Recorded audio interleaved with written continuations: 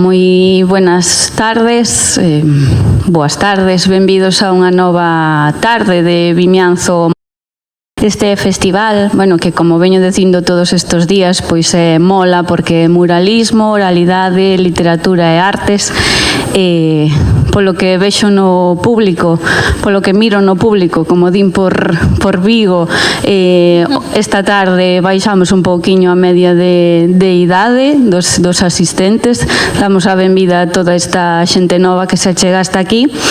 Entendo que ten moito que ver coa nosa seguinte convidada, ela é galega, de Vigo, decía onte que xa iban 5 vigueses por aquí, sumamos unha máis. Falamos de Rebecca Stones, como a coñece todo o mundo, non? Tanto como na súa faceta de creadora de contido como na súa faceta de escritora. Só 25 anos, se non me equivoco, pero hoxe está aquí para presentar a súa xa 8ª novela.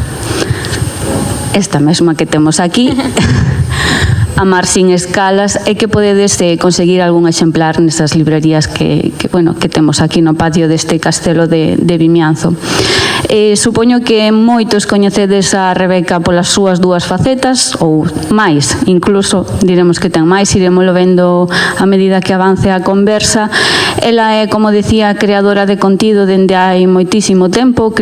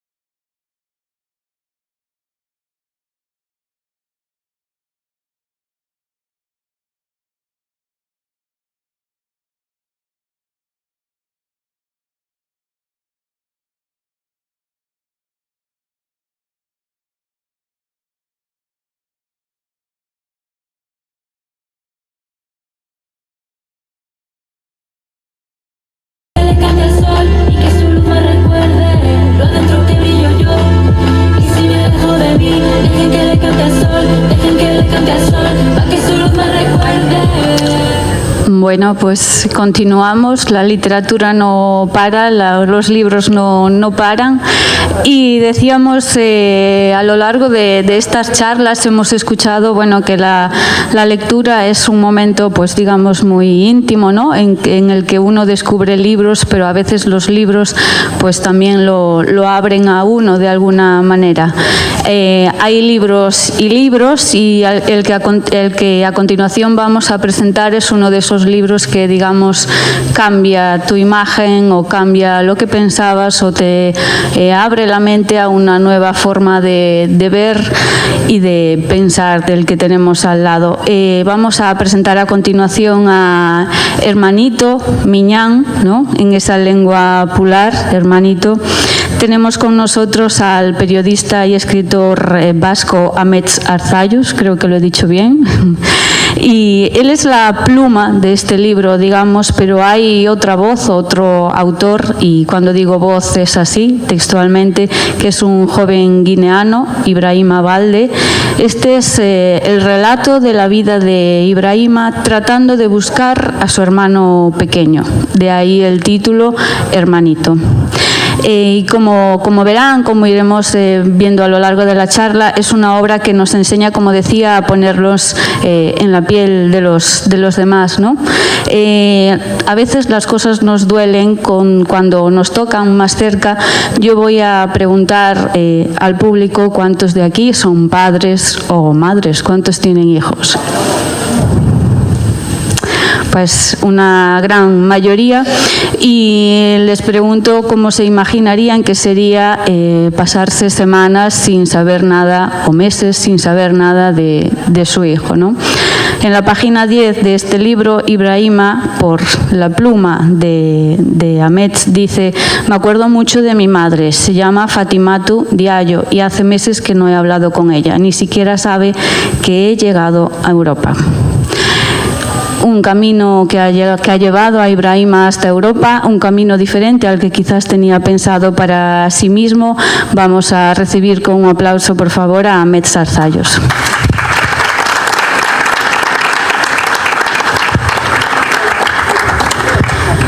Bueno, yo tengo aquí mi ejemplar de Hermanito, que he cometido el crimen de doblarle muchas páginas porque son páginas donde hay frases que me han impactado mucho. Para quien no conozca la historia de Hermanito, vamos a decirle a Amets cómo llegó Ibrahima a ti y cómo se gestó esta obra. Bueno, buenas tardes. Yo soy de un pueblo que está justo en la frontera en el País Vasco, que se llama Hendaya, igual alguien lo habrá oído. Hace frontera, digamos, acaba Irún y empieza Hendaya. Entonces yo, como llamamos ahí, vivo en Iparralde, en el País Vasco Norte, ya en la zona francesa. Pero a 5 minutos caminando ya está Guipúzcoa, está Irún. Y yo formo parte de una red de voluntarios en Irún, sobre todo en la parte de Irún, porque los migrantes llegan, los migrantes africanos que van en su ruta hacia el norte, llegan a Irún y se encuentran con una nueva frontera y, bueno, cuando hay una frontera hay muchas dificultades.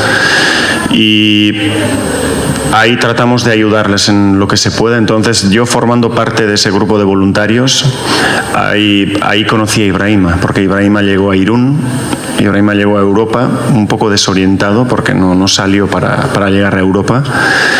Y yo le encontré en Irún. Ibrahima decidió pedir asilo y una persona cuando pide asilo pues empieza un proceso complicado, largo. Y parte de ese proceso pues tiene que ir a comisaría a explicar su historia oralmente. Y bueno, la historia de un migrante nunca es fácil y cada persona llega con su memoria, con sus heridas, con sus duelos y con sus culpabilidades también.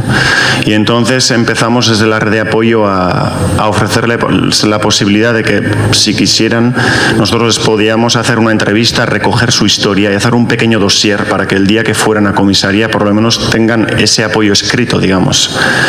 Y por eso yo empecé a conocer a Ibrahima, a preguntarle sobre su infancia, sobre su pasado, sobre sus razones, sobre su ruta, y ahí empezamos a...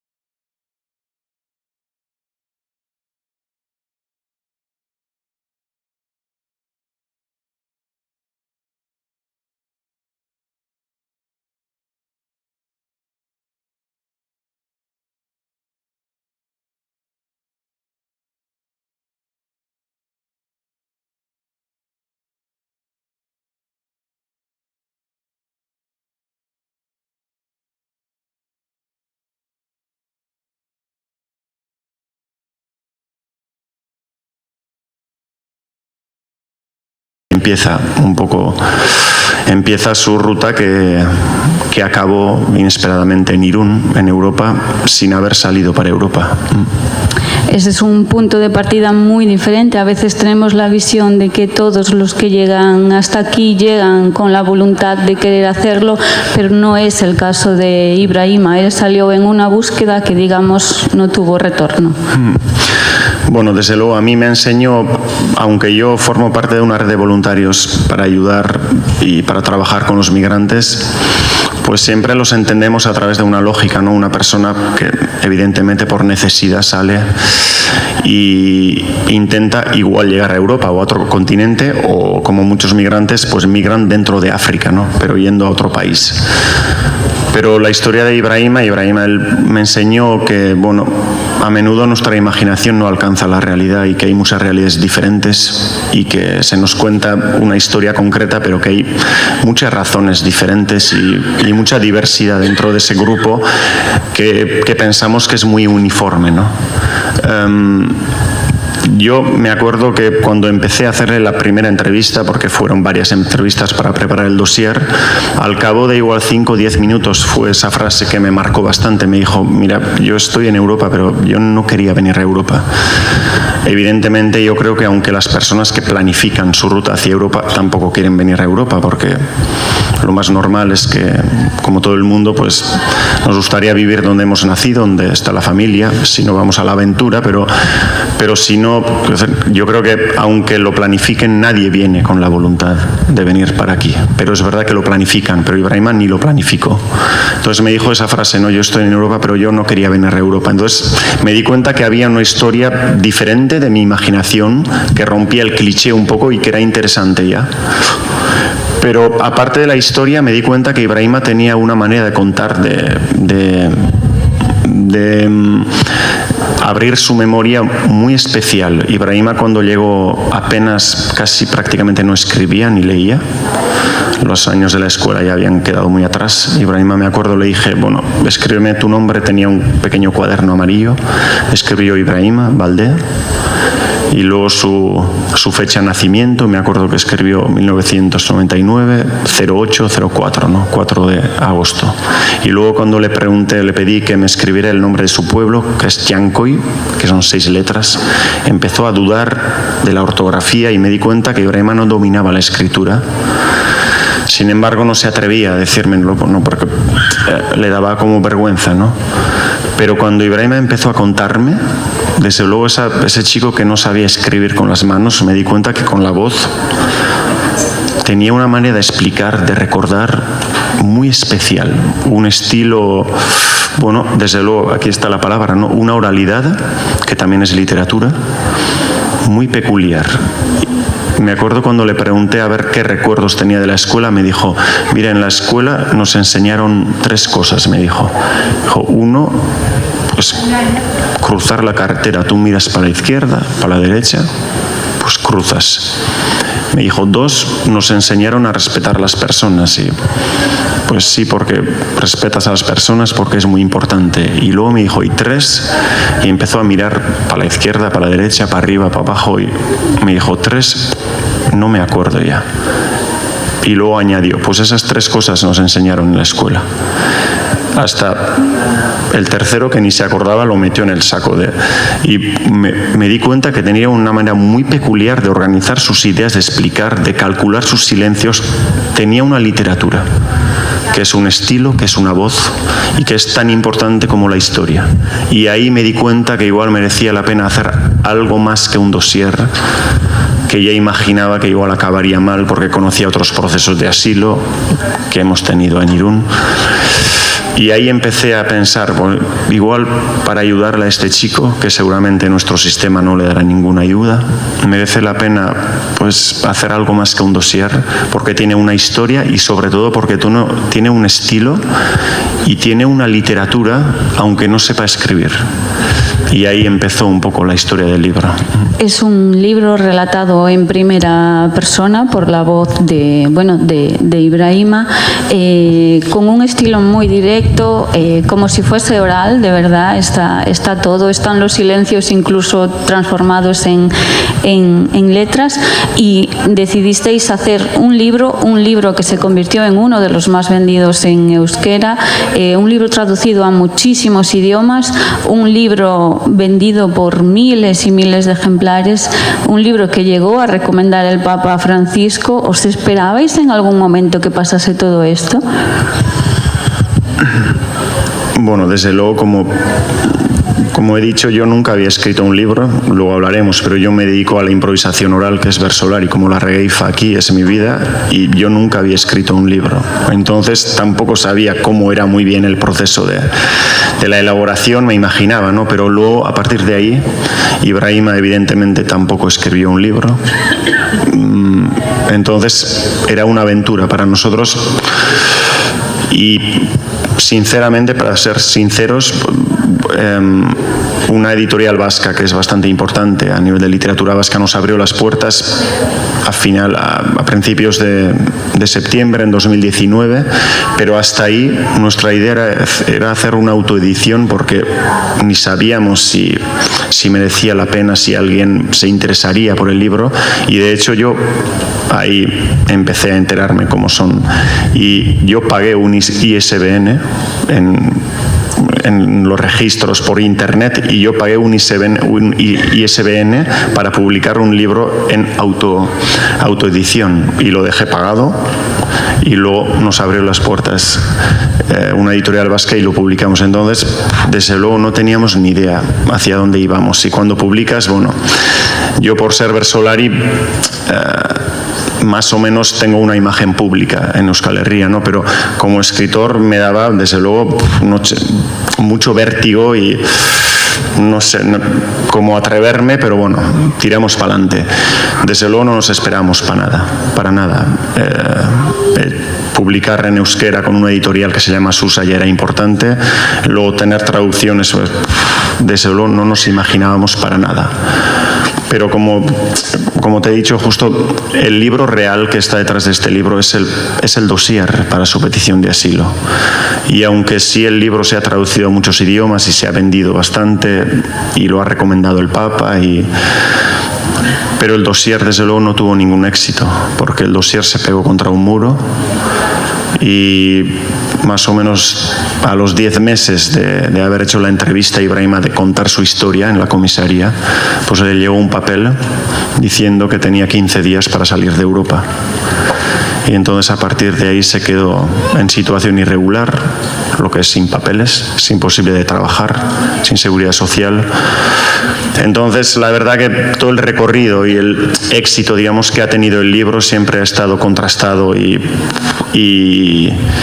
hasta eclipsado para nosotros con la falta de éxito que ha tenido el dossier, y esa es la realidad.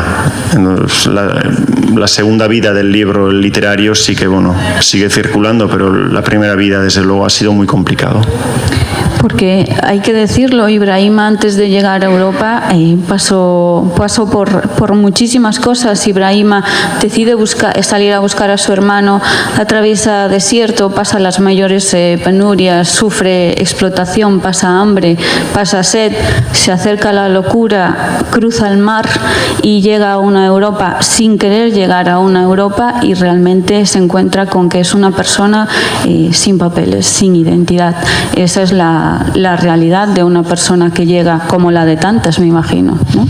Claro, bueno, es la realidad de miles y miles de personas, y yo también he conocido a través de él la realidad de una persona que vive sin papeles y que intenta regularizar su situación, que también nos podemos imaginar, pero desde luego no conocemos la realidad, y si no tienes una persona cerca de ti,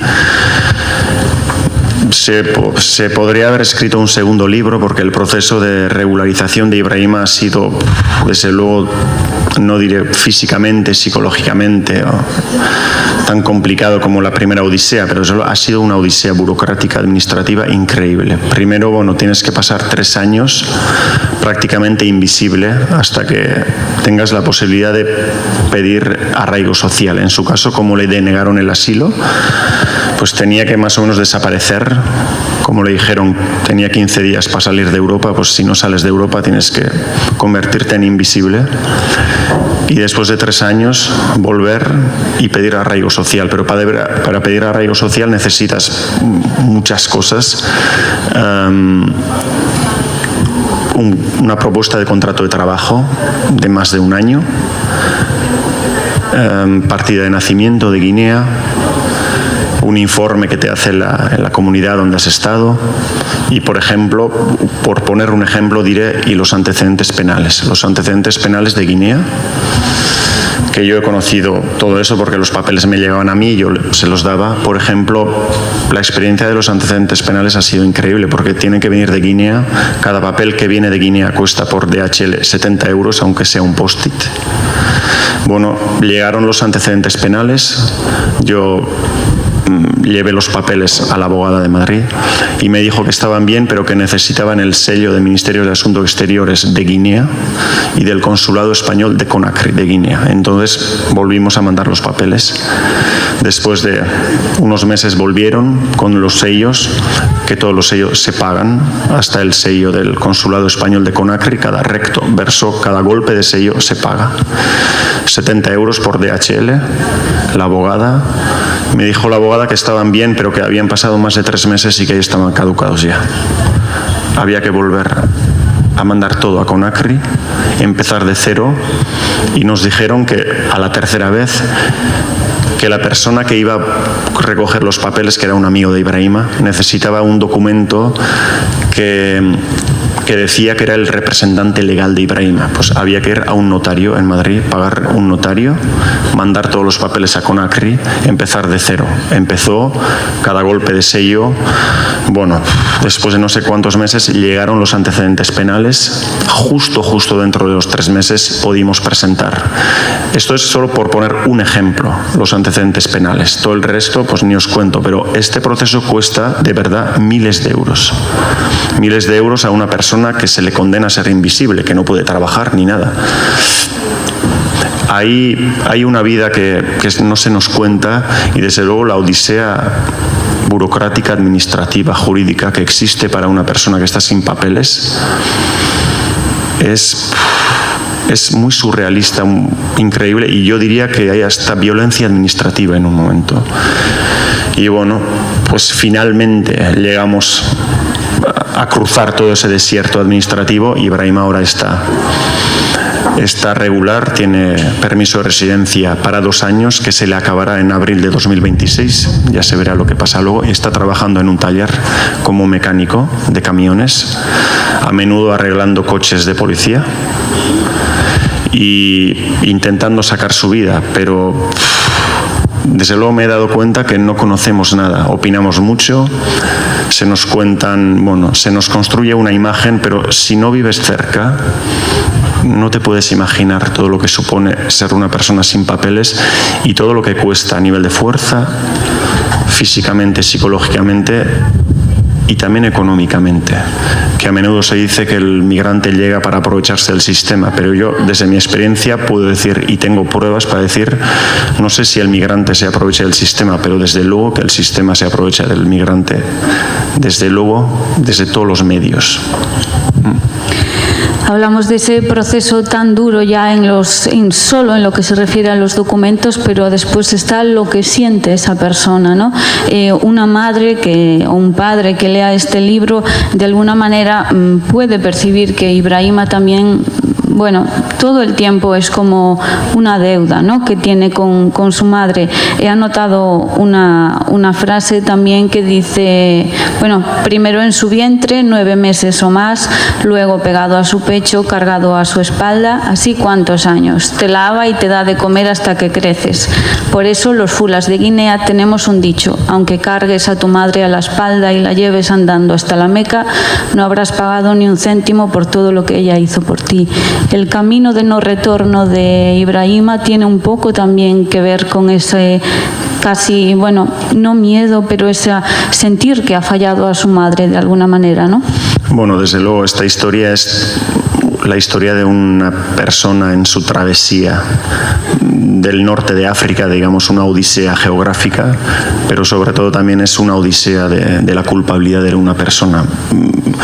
Ibrahima, bueno, lleva esa culpabilidad, aunque con el tiempo, bueno, van cambiando las cosas, y entonces, bueno, siente que ha fallado en las responsabilidades porque el padre se murió, entonces se convirtió, digamos, en el hijo mayor responsable de la familia y no ha podido hacer todo lo que se le suponía hacer. Y entonces lleva una culpabilidad que le va moviendo, y de hecho esa es la razón por la cual cuando decimos que Ibrahima no salió a Europa, ni planificó, ni quería venir a Europa, pero llegó a Europa, pues es una de las razones, porque Ibrahima no se sentía capaz de volver para atrás, de volver a presentarse delante de los ojos de su madre. Entonces, bueno, la inercia le llevó a otro sitio, que es aquí. Pero Ibrahima es una persona, aunque es difícil asumirlo para mí como amigo y cargada de culpabilidad, aun y todo, sufriendo todo lo que ha sufrido, pues lleva esa mochila añadida, que es la culpabilidad por todo lo que ha pasado en el camino. Entonces es complicado desde luego sin estar cerca. Hasta estando cerca es complicado entender, empatizar desde luego, y a mí se me hacía complicado abordar ese tema porque yo veía, y Ibrahima me explicaba un poquito, ¿no?, cómo se sentía poco a poco. A nivel que iba cogiendo confianza, pues se soltaba más, y ahí empecé a entender que llevaba una herida profunda que era la culpabilidad. Pero se me hacía difícil abordarlo porque, bueno, yo tampoco soy quien para meterme, digamos, en la intimidad de una persona que es el tribunal interno, ¿no? Cada uno se juzga y yo no soy quien, pero bueno, le dejaba hablar y iba escuchando cómo se juzgaba y desde luego no era fácil, bueno, y todavía, bueno, somos amigos, entonces yo tengo mucha relación con Ibrahima y vamos avanzando poco a poco, pero no sé si podrá descargar esa mochila completamente.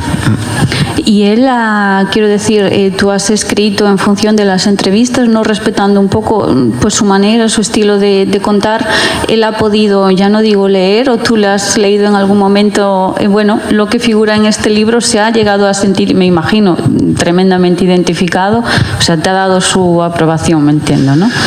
Claro, para mí era un gran problema a la hora de escribir, o sobre todo a la hora de publicar el libro, que es un poco paradójico, pero este libro está escrito por una persona que no lo puede leer, ¿no? Ibrahima escribió el libro a través de su voz, pero Ibrahima no lo podía leer, porque además originalmente estaba escrito en euskera. Ibrahima no leía, digamos, cuando se publicó el libro. Entonces estaba ante un dilema ético y moral muy complicado. Yo quería que Ibrahima supiera todo lo que estaba aquí y que me diera su aprobación, si no, desde luego lo cambiaría. Entonces la única solución que encontré en aquel tiempo es que Ibrahima lo podía leer, pero escuchándolo. Yo tenía esa versión en euskera y yo iba pasando tardes con él y palabra por palabra le iba traduciendo. Ibrahima y yo hablamos en francés, le iba traduciendo, haciendo una traducción improvisada, digamos, y ahí iba releyendo su historia, que ya estaba, digamos que una historia cuando está escrita en base a unas entrevistas es como hacer un puzzle, ¿no? Tú escoges partes y, intentas hilvanarlos y, entonces le iba leyendo, pero más o menos llegamos hasta la mitad del libro, que diría que es igual hasta Libia. Ibrahima me dijo ya una tarde, ya se me ha hecho muy difícil contar porque Ibrahima sufrió mucho, pero ahora ya no puedo más escuchar. Entonces, pues Ibrahima lo leyó hasta la mitad y luego me dijo, te hago confianza y prefiero no escuchar más. Y entonces lo ha leído hasta la mitad. A partir de ahí, ahora ya Ibrahima ya ha pasado tiempo, lee más o menos con fluidez. Ibrahima domina el castellano, está traducido al castellano, al francés también ahora, pero entonces lo podría leer. Y yo siempre le he dicho a Ibrahima, a mí desde luego me gustaría que lo leyeras y que me dijeras, porque igual he metido la pata, igual esto no querías. Nunca me ha dicho nada, tampoco le pregunto cada vez, y yo creo que no lo ha leído. Ahora también lo podría leer porque justo lo hemos traducido al pular, que es su idioma. Entonces está traducido en pular y Ibrahima, aunque hable en francés o en castellano o un poco en euskera también, Ibrahima, su mente funciona en pular, lo podría leer en pular, pero no creo que lo haya leído.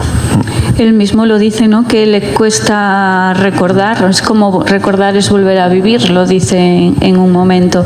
Y decías que Ibrahima ahora, tiene esa fecha límite, ¿no? Digamos, en su vida.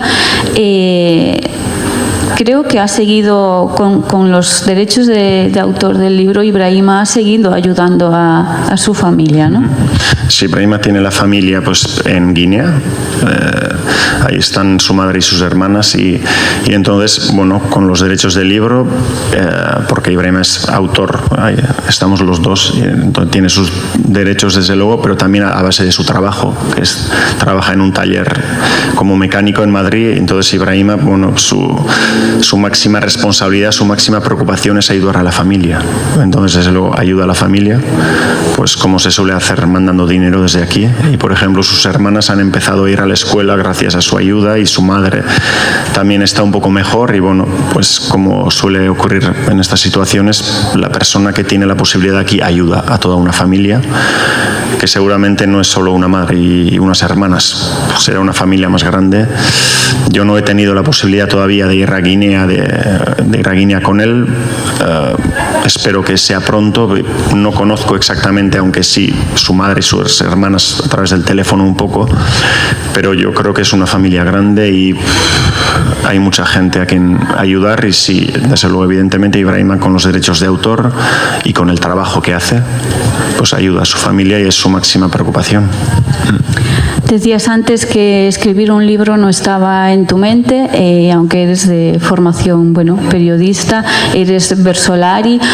Me imagino que, igual que a cualquiera que lea este libro, te revolucionó un poco todos tus esquemas, aunque tú formabas parte de una red de colaboración, ¿no? Estás en contacto con gente que llega, que muchos no lo estamos, ¿no? Tú tenías un contacto muy directo, pero me imagino que fue una revolución también para ti. Claro, desde luego, pero siempre es una revolución cuando conoces a una persona o a unas personas directamente, y sobre todo cuando son personas que sueles escuchar noticias por la radio, por ver por la tele, y una realidad que te cuentan de una manera, pero cambia totalmente la realidad cuando llegas a conocer a esa persona y cuando llegas a tocar a esa persona, ¿no? Porque yo creo que aunque estaba sensibilizado con el drama migratorio y los naufragios y todo lo que sufren y lo que ocurre en Libia, en Marruecos, cómo se les retiene a base de dinero público de la Unión Europea, además, bueno, desde luego, pero es como una preocupación, como un dolor abstracto, ¿no? Porque, bueno, lo puedes escuchar en la radio o ver en la tele y son unas matemáticas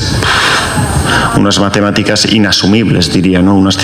Pero es muy diferente cuando conoces a una persona que está al lado tuyo y te toca diferentemente. Es como si tocaras tierra y entonces ese dolor no es tan abstracto, no es tan teórico y se convierte en más orgánico, y yo creo que es lo que te cambia un poco. Yo creo que también te humaniza porque vuelves a sentir dolor diferentemente. Yo creo que es importante, porque si no estamos como con una especie de Gore-Tex, ¿no?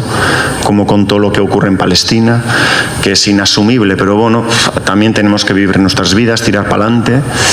Y tenemos como, no sé, nos han construido para que nos afecte, pero no tanto para que tiremos adelante. Pero yo creo que acercarnos de un migrante, conocerlo, escucharlo, es una manera de humanizarnos también, no solo de humanizarlos a ellos o a ellas, también nos humaniza a nosotros, porque sentimos dolor de una manera diferente, de una manera más orgánica, porque si no todo es teórico y todo es muy distante.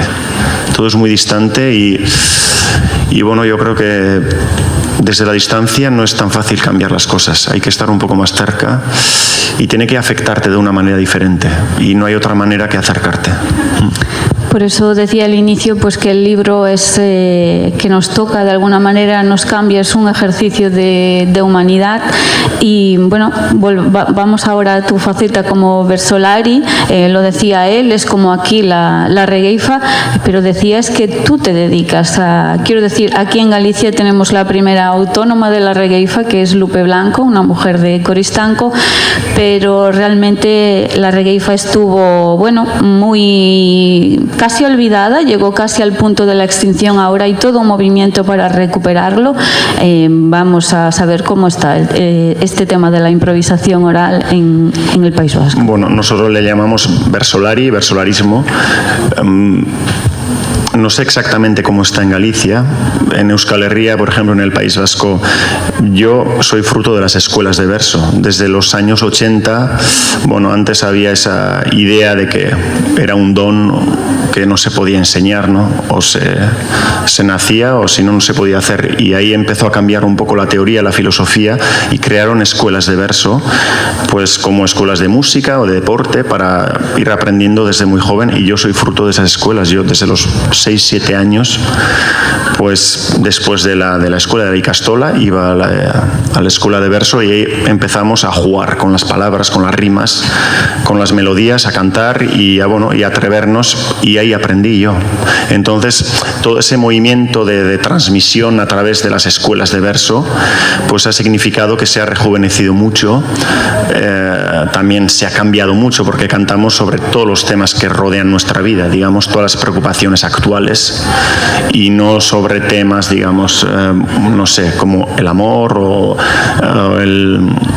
la preocupación, nuestra identidad, no, sobre todo lo que nos rodea el mundo actual, la política o temas humorísticos y familiares, sobre todo. Entonces, bueno, yo diría que está bastante, se ha rejuvenecido mucho, hay un gran movimiento y, por ejemplo, yo no sé exactamente, pero igual somos unas 20 personas que vivimos profesionalmente de la improvisación oral y aparte de las 20 igual puede haber otras 80 que, bueno, también cantan y viven, no sé, a media jornada o cuarta jornada, pero bueno, hay una profesionalización, hay un prestigio también y porque es, digamos, una tradición que estaba arraigada mucho en el mundo rural antes y se ha urbanizado mucho y bueno, pues vivimos con las actuaciones que hacemos. Yo ayer canté en Donosti y mañana tengo que volver porque a la tarde también en un pequeño pueblo al lado de Tolosa tengo que cantar, entonces bueno, es mi fuente de vida y así vivo improvisando y de la oralidad y conociendo también Euskal Herria porque vamos cantando en todos los pueblos pequeños o grandes que toca y es una manera de conocer los diferentes paisajes, no solo geográficos sino humanos del País Vasco y bueno, hay bastante movimiento y está bastante fuerte. Decías cuando hablabas de cómo narraba Ibrahima que la oralidad es literatura, para que más o menos veas igual la diferencia de consideración que sigue teniendo la regueifa. Este año aquí en Galicia le han dedicado las letras galegas a cantareiras, hacían coplas, no es regueifa, es coplas, pero se ha seguido discutiendo sobre si la oralidad tiene literatura. Entiendo que tu posición es muy clara al respecto. Bueno, casi ni hace falta que conteste, ¿no? Ya lo he dicho antes, pero desde luego a mí, bueno, yo también he nacido, bueno, mi padre lo hacía, no lo he dicho antes, pero mi padre lo hacía, entonces yo desde pequeño he vivido eso y yo, bueno, la oralidad ha sido nuestro mundo en casa y la literatura, yo he llegado a la literatura a través de la oralidad, ¿no? Y ha sido mi escuela para la literatura también y como decía, pues ahí tengo el ejemplo de Ibrahima, que Ibrahima no escribía con sus manos, pero sí que escribía con la voz y tenía mucha literatura y al final aparte de la literatura, aparte de la creación también es un músculo de la memoria, una memoria que está viva porque vas reconstruyendo cosas que se te van olvidando y vas reemplazando y entonces, bueno, es todo un músculo, yo creo que es toda una cultura, claro. También en, digamos, en la comunidad de Ibrahima, en la comunidad pular, pues lo escrito no abarca tanto sitio, entonces la oralidad está muy presente. Eso significa que no como aquí, que quiero decir, también la tecnología va reemplazando las cosas, ya que ahora tenemos la memoria en el bolsillo y a menudo no tenemos la memoria sobre el cuello. Entonces, bueno, yo creo que es toda una cultura, todo un músculo y todo un arte, ¿no? Y desde luego la oralidad para mí es importante y yo creo que es importante para todos porque también esa relación y comunicación y cosas que se están perdiendo también. Y no sé si, ya para ir finalizando, no sé si después de la historia de Ibrahima hay algún otro proyecto. Sé que decías que la vida literaria de la obra está muy contrarrestada por la vida real. ¿Alguna otra idea de seguir relatando estos casos en primera persona para darles un nombre? Bueno, desde luego habría mucho trabajo porque, por ejemplo, nosotros desde nuestra red de solidarios que se llama Red de Apoyo de Irún, en 6 años hemos conocido más o menos a 50.000 personas que venían en tránsito, que llegaban y que que han seguido su ruta hacia el norte y muy pocos se han quedado pidiendo asilo. Menos de 50, o sea, menos de 1 sobre 1000 personas ha quedado. Todos los otros o las otras han seguido en el camino y cada persona llega con un libro, aunque nunca se escribirá seguramente, aunque lo lleve en silencio. Tú ves sus miradas y está claro que cada persona llega con un libro que merecería la pena que conociéramos, pues para también opinar y tratar sobre estos temas y la migración, que es una realidad en muchos pueblos, igual aquí también. Yo, desgraciadamente, tampoco tengo tanto tiempo, la familia y el trabajo como Versolari y el trabajo que me ha traído el libro, también conferencias y traducciones. Me gustaría, pero por el momento no tengo entre las manos. No tengo entre mis manos pues otro proyecto como el de Ibrahima. También se necesita mucha confianza con una persona para que él se abra de esa manera como se abrió Ibrahima, ¿no? Porque si no, normalmente un migrante llega en silencio y sigue en silencio porque ni quiere escucharse a sí mismo, ¿no? Porque es muy difícil contar todas estas historias. Y por el momento no ha ocurrido, pero igual ocurrirá y estaré abierto con un poco menos de vértigo que en esa primera vez, pero por el momento no, sigo cantando sobre lo que rodea nuestras vidas en Euskal Herria y es mi vida, y si viene otra persona como Ibrahima y si consigo tener una confianza y si necesita y si tenemos tiempo, pues igual lo haremos, pero por el momento no estamos haciéndolo, ¿no? Vale, pues lo vamos a dejar aquí. Yo quería concluir con otra frase de Ibrahima que dice: caminé 19 horas hasta las 6 de la mañana, montes de arena, valles de arena, todo era de arena. Allí tu huella desaparece al instante y nadie puede decir sí, por aquí ha pasado alguien. Creo que la charla de la conversación con Amets es una invitación a que nosotros no seamos un desierto y a que la gente que llegue a nuestro lado pues sí tenga una historia, sí tenga una identidad y al final es una persona, ¿no? Con nombre y con apellidos, así que Amets.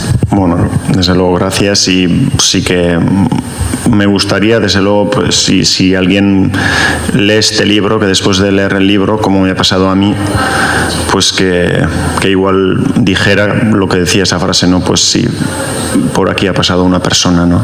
Y que deje esa huella en nuestra sensibilidad, por lo menos, para abordar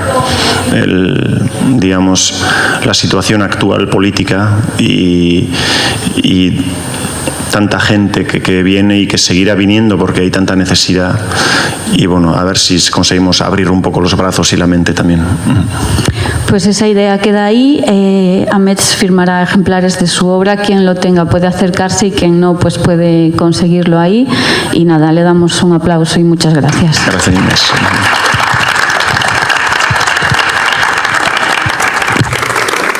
Cada crujido del engranaje, porque advierte. Enhorabuena por el libro. Me alegro muchísimo del éxito del libro, así como me está recordando mucho el documental animado Mariposas Negras, que ganó el Goya y que a todo el mundo invito a visionarlo en RTV Play de manera gratuita. Son historias que te golpean, ¿no?, con otras realidades y muestran lo difícil que es para otros seres humanos, porque estamos hablando no de extraterrestres, sino de seres humanos, lo difícil que es para ellos labrarse, simplemente vivir, existir y labrarse un futuro. Mi pregunta para ti es, ¿por qué la historia de Ibrahima? Porque tú dices que todos llevan una historia bajo el brazo, pero ¿por qué la de él en concreto? Bueno, era en 2018 que decía que cuando lo conocí, y en esa época además hice más dossiers de asilo con Ibrahima y con otras personas, entonces tenía la historia de otras personas también, que desde luego son todas historias difíciles que merecerían la pena ponerlos por escrito. Entonces, ¿por qué con Ibrahima? Uno diría que por esa frase que me dijo, que me cambió un poco el cliché que tenía yo hasta interiorizado, que era, yo estoy en Europa, pero yo no quería venir a Europa. Entonces, era una manera de cambiar un poco la mirada, de abrir un poco la mirada. Mira, hay muchas historias diferentes, hasta historias que ni nos imaginamos. Gente que ha venido a Europa, que no quería venir ni que había planificado y que ha caído aquí. Entonces, uno, por la historia, diría. Dos, por lo que he dicho, por su manera de contar, tenía ese estilo, esa voz tan peculiar, esa literatura oral que me atrapó, desde luego. Es verdad que más migrantes lo tienen porque vienen de comunidades orales. Entonces no era solo Ibrahima, pero él, bueno, tenía su manera, ¿no? Entonces ese estilo, había la historia y el estilo. Pero yo creo que lo más importante, y ahí está la clave, fue... te diría que 3, por la confianza y la amistad que se creó entre nosotros. Y eso sí que es imprescindible. Para que una persona se abra así, para que te cuente y para que tú también tengas esa fuerza, esa energía para atreverte, digamos, bueno, a hacerlo público, porque no es fácil, porque Ibrahima es una persona pudorosa que quiere guardar su intimidad y que no era fácil para él. Pues bueno, esa amistad nos cargó de energía a los dos y yo creo que fue esa confianza la más importante. Entonces, bueno, desde luego la historia, el estilo, pero 3, por la amistad. Y eso ya es química, es feeling y no sabes, con algunas personas pues hay más o hay menos. Y tengo muchos amigos entre los migrantes que he conocido, pero con Ibrahima desde el inicio fue algo especial. Entonces, esa química nos ayudó. Gracias. ¿Qué edad? Porque hemos hablado de una persona, pero hablamos de una persona muy joven. ¿Qué años tiene ahora Ibrahima? Bueno, Ibrahima nació en 94, aunque en los papeles pone 99, porque Ibrahima pasó por Libia y para sobrevivir en Libia tuvo que considerarse menor de edad. Eso ya lo descubriréis en el libro. Entonces, desde entonces lo mantiene, porque ahí empezó a escribir 99, pero Ibrahima, y en el libro lo hice, Ibrahima nació en 94, en agosto. Entonces, bueno, matemáticas, pues 31 años en este agosto, ¿no? Pero ahora diré que no tiene 31 años y me diréis, claro, si pone 99, no es por eso, porque aquí cuando nacemos empezamos a contar de 0, pero sin embargo en Guinea cuando nacen empiezan a contar de 1. Entonces Ibrahima, como nació en Guinea en 94, pues no tiene 31 años, sino 32. 32 años y una gran vida que contar. Gracias a Metz y gracias a todos los que os habéis acercado. Gracias.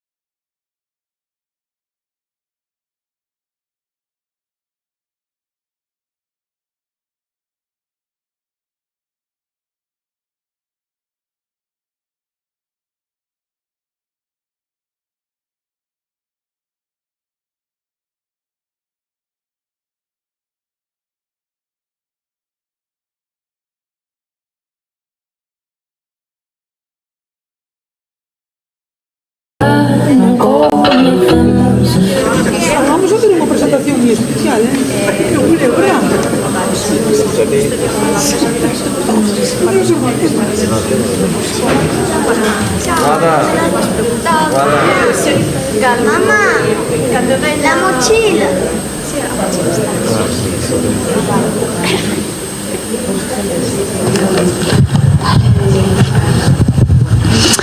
Bueno, boa tarde, continuamos, isto non para. Unha nova presentación, agora viaxamos a un poquinho máis preto, pasamos de un autor vasco, aí imos a decir a unha autora da Costa da Morte, xa é da Costa da Morte, sempre foi da Costa da Morte en realidade. Imos a falar con Guadalupe Vázquez Formoso, vai falar dunha das súas obras, Alicia no labirinto das sombras. Ten bastante máis, porque ela, ademais de docente, é unha activa escritora. Ten publicado obras para público infantil e miúdo, pero con moitas ensinanzas para os adultos. Ese é o famoso saltarín, que ademais é bilingüe, porque en Guadalupe é mestra de inglés. Ten tamén un libro precioso sobre, bueno, leva quilmas no título, porque ela é carnotá tamén.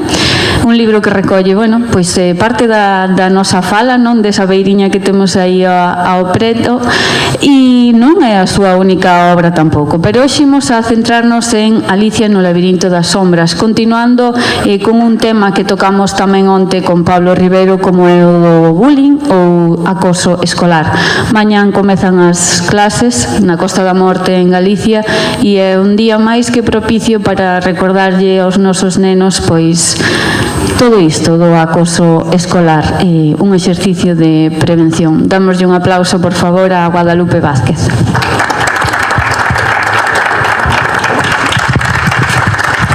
Bueno, antes de comezar, escoítase demasiado alto.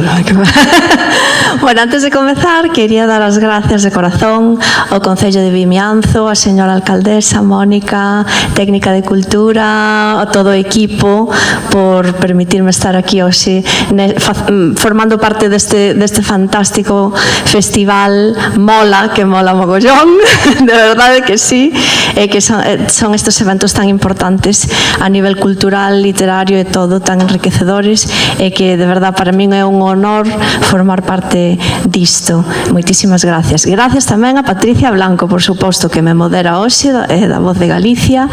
Leva moderado xa uns cantos e presentando tamén a súa propia obra maravillosa de cantareiras, que, por certo, debesma. Teño aí afirmada, que quero fincarlle o dente a esa obra tamén tan interesante sobre as nosas cantareiras. E grazas, por suposto, a todos vos, o público, sen o cal non tería ningún sentido estar aquí falando hoxe, porque estaríamos falando para as paredes do castelo, que sería maravilloso, pero non tería sentido. Así que moitísimas gracias a todo o público, de verdade, de corazón, sodes vos o necesario. E bueno, non sei se tes algunha pregunta. Sí, vamos a empezar a preguntar. Como dicía, Guadalupe tratou diversos temas nas súas obras, pero este é un tema que, como se di no libro, é un tema que nos debería implicar a absolutamente todos, a toda a sociedade. Antes de nada, bueno, nós temos unha manía como xornalistas que preguntar por qué? Por que o tema do acoso escolar? Que che levou a escribir este libro? A ver, eu son docente, son profesora, claro, bueno, ves casos como en todos os colexios, non solamente nos nosos, senón en todos os colexios, por desgracia, que hai este tipo de situacións. Tamén en primeira persoa o vivín con 10 anos, en quinto de primaria, tiña máis ou menos a idade do meu fillo, que está aí sentado xogando a Nintendo e deixándome fatal, porque en vez de escoitar o que estou falando, estou xogando, pero bueno, así é. Eu, como dicía, eu vivín en Estados Unidos, fun emigrante ali durante uns anos, que me tocou de nena. Houve un curso na que sí que fun tamén vítima de acoso, porque, bueno, porque aos nenos lles dá por aí. Non sufrín tanto, porque, bueno, polo meu carácter, que son un pouco máis de a mí non me importa, pero depende do carácter de cada neno. E, por suposto, en todos os centros educativos vas a topar casos, que non todos os casos de que che molesten de algo malintencionado son bullying, non todos esos casos son acoso escolar, hai que ver se se cumple unha serie de condicións, calificalo como tal e tratalo como tal, porque unha cousa puntual, unha molestia puntual non é acoso, iso en primeiro lugar. Pero, bueno, sí, o que me levou foi un pouco a experiencia propia e tamén como docente o que ves. Me pareceu interesante non o tema de dar visibilidade, o sea, que tamén, senón abrir espacios de reflexión, de debate, de empatía para este tipo de situacións, de problemas, que non é un problema dun neno, non é un problema dunha familia, non é un problema dun cole, é un problema de todos nós, de toda a sociedade en conxunto. Así que, bueno, convén abrir este tipo de espazos de debate, de diálogo, que é o que estamos facendo. Decía antes Guadalupe, non, que non tería nada sentido todo isto se non houbera lectores. Eu volvo a recordar, sin querer ser pesada, que estas obras están disponibles todas aí. Alicia no labirinto das sombras podemos ver, quizáis pola imaxe ou polo contido, ao final esta é unha historia narrada dende a propia experiencia dunha nena que cando comeza a narrar pois ten 12 anos, pero logo remontase atrás. Podemos pensar que é unha obra quizáis para un público xuvenil, pero eu diría que para nada, que hai tamén moitos mensaxes para os pais, que o que queira velo, verao, non? Podemos dicir que sí, que é unha obra absolutamente para todo o mundo. Para todo o mundo, mensaxes para pais, para nenos e para profesores tamén, porque os docentes tamén moitas veces temos moitísimo que aprender, vas aprendendo a medida que vas facendo camiño, como se di, vai o burro morrendo e vai aprendendo, é así. Moitas veces incluso como docente cometes erros que non van malintencionados, non é a túa intención facer dano, pero que ás veces non eres consciente, porque, por certo, non puxen a miña raíña de corazóns aquí. Podesme facer o favor e coller, é que sempre traio un sempre traio si, é que feito por Alibaba, de refugallos que recollen do mar, restos plásticos como bollas, e sempre me gusta decorar os meus ambientes, esa reina de corazóns. É que hai moitísimas alusións en Alicia no labirinto das sombras ao clásico de Lewis Carroll, Alicia no País das Maravillas. E fixe unha reina de corazóns que representa precisamente as profesoras, profesoras barra profesores, que se comportan ás veces como raíñas e reis de corazóns. E como, ás veces, sen intención, como, por exemplo, chamar a atención ou reprender a un neno en público, que ás veces non te das conta de dicir é que o resto están escoitando, que o mellor estás dando pé a que eses nenos empreguen esas críticas, esas palabras que ti estás utilizando para referirte a ese neno, que non van a ser insultos, lóxicamente, pero sí que pode ser, ti, paspam, a ver, non digas esas palabras, pero que sí que as poden utilizar eles logo no recreo, noutros momentos, en contra deles. Nesas cousas debamos ter especial cuidado. Cando queres reprender a un neno, chamar a atención, sempre debería ser en privado. Non sempre se fai, vale, porque dentro dun espazo dunha aula, pois sempre vai haber momentos de cala a boca de tal, ou por favor, non sei que, pero mellor as críticas en privado, as alabanzas en público, como sempre. Con iso hai que ter especial cuidado. Iso é un primeiro mensaxe unha primeira mensaxe para docentes, pero aquí tamén hai algunha, por exemplo, para pais, que me ven agora a memoria, nun momento no que Lucía se ve obrigada a facer certas cousas sin pretendelo, porque se encontra nunha tesitura, di, non lle podo contar a miña nai, porque cando eu lle rompín unha peciña de un xoieiro, ela enfadouse moito, se agora lle conto esta cousa, que me vai facer? Entonces ese tamén é unha mensaxe para pais, non? Quizáis falar un pouco máis e darlle as cousas o tamaño que merecen, non? Exactamente, hai veces que os nenos teñen un pouco de medo ou de vergonza de falar destas cousas que lle están pasando pois cos pais ou ca familia ou, sí, bueno, a ver, tamén no caso que vemos aí, non, que fixestes moi ben os deberes, lestes a obra, agradececho de verdade, de corazón, sí, porque incluso hai cousas que eu non lembro, porque como hai tempo que o publiquei, a min non me gusta reler o que escribo porque teño problema de que sempre ya topo fallos e digo, Dios mío, por que non poría isto? Por que puxen así? Ai, que pobreza, ai, que horror. Por eso, eu non leo nunca o que escribín, nunca, esa non me acordaba deso, pero si é verdad que ela fixera un mundo de cando lle romperon un xoieiro, unhas portiñas, e claro, decías que se fixe un mundo diso, imagínate se lle digo isto outro, mellor calo a boca. Bueno, a ver, cos nenos sempre hai que ter diálogo, comunicación, preguntarlles que tal lles foi o día, escoitalos, hai que saber escoitar, é moi importante, tanto para pais como para profesores, hai que escoitar.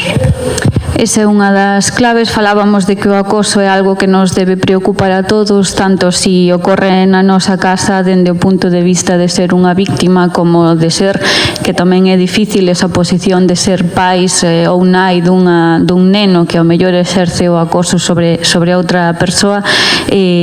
Contanos un pouquiño de que falamos cando falamos de acoso, porque antes decías non todas as palabras ou non todas as ofensas de alguna maneira poden ser consideradas acoso.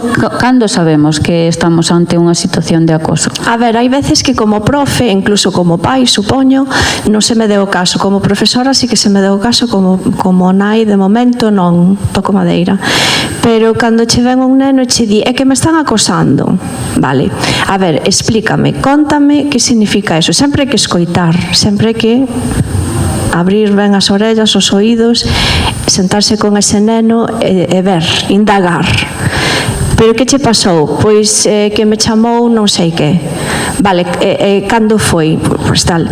Cantas veces? Unha vez. Vale, eso non é acoso. Porque puntualmente che diga un neno, eres tonto, non é acoso. Acoso considérase se cumple 4 condicións. Unha, ten que ser repetido no tempo, non pode ser unha cousa puntual, como dicía. Ten que haber unha intención clara de facer dano, non que sexa sin querer, que che quitei a goma sin querer e ti sentíchelo mal. Non quero dicir, sempre hai que escoitar e que ver os sentimentos do branco deso que sucedeu, non? Dese neno, hai que escoitalo e ver tamén. Como dicía, ten que ser repetido no tempo, ten que haber unha intención de facer dano, ten que causar un dano real. No meu caso eu falaba de que cando tiña 10 anos me fixeron iso. Pola miña forma de ser non me causou un dano moi grande, porque eu era un pouco das que, non escoito e xa está, ou non me entero, Pero hai outros nenos que sí son moitísimo máis sentidos e sí, de verdad, lles causa un gran sufrimento. Lles causa que non poidan traballar ben na escola, o rendemento escolar non vai ser o mesmo. Entón, cando hai un dano real que se está facendo, eso tamén é unha condición importante. Vale. Entón, a repetición, que haxa unha intención clara, que realmente che faga dano. E a cuarta condición, esperade, é que non me acordo ahora mesmo, estou en branco. Non son experta nestas cousas, para iso temos o equipo de orientación. Perdoade, cando hai unha diferenza de poder moi importante, cando hai unha diferenza de poder. Non me refiro a que un neno é máis forte, máis grande que outro, non. De feito, teño un sobriño, dous sobriños en Estados Unidos, o maior ten 20 anos, que vos diga Antón como son. Antón, como son Keylor e Denver? Son pequeniños de todo, son enormes, son dous nenos que son monumentos, torres altísimos, de altos e de anchos. Pois este neno foi branco de ataques, foi branco de acoso. Por que? Pola súa forma. Entón, non me refiro... Es que non te escucho. Non, pero ti xa sabes como son os teus curmáns. Son inmensos. Vale, o maior deles, Keylor, chamase, sufriu acoso escolar durante varios cursos. Non solamente foi un curso, senón durante varios cursos. A pesar de ser unha torre de grande, que se lle quería dar un manotazo ao acosador, vamos, o deixaba cao. Pero que pasa? Como se entende esa forza? Non ten que ser forza física. Ese poder non ten que ser físico. Trátase tamén ás veces de popularidade ou de forza de outro estilo emocional, psicolóxico, mellor. Ten que ser exercido por unha persoa que se perciba ou que sexa máis poderosa que outra, tanto por forza física como por popularidade, vale? Entón, esa é unha condición moi importante tamén. Ten que darse esas 4 condicións. Decía, estes son os requisitos, digamos, para considerar que algo sexa acoso, e despois podemos falar de unhas consecuencias tremendas, dende logo para a persoa que o sufre, incluso para a persoa que o exerce tamén, e podemos falar non só xa desas consecuencias, sino falamos, por exemplo, para un centro escolar. Comentabas que traías precisamente unha información que pode pasar se non actuamos. Sí. A ver, bueno, as consecuencias a nivel para a persoa que sofre, para o neno ou nena que sofre o acoso, poden ser moi grandes, a todos sabemos. O acoso non é calquera cousa, causa un grande sufrimento, un gran sufrimento nunha persoa. Pode causar desordes alimenticias, pode causar depresión, que pode levar incluso a cancro, pode levar ao suicidio. Estamos falando de cousas moi serias.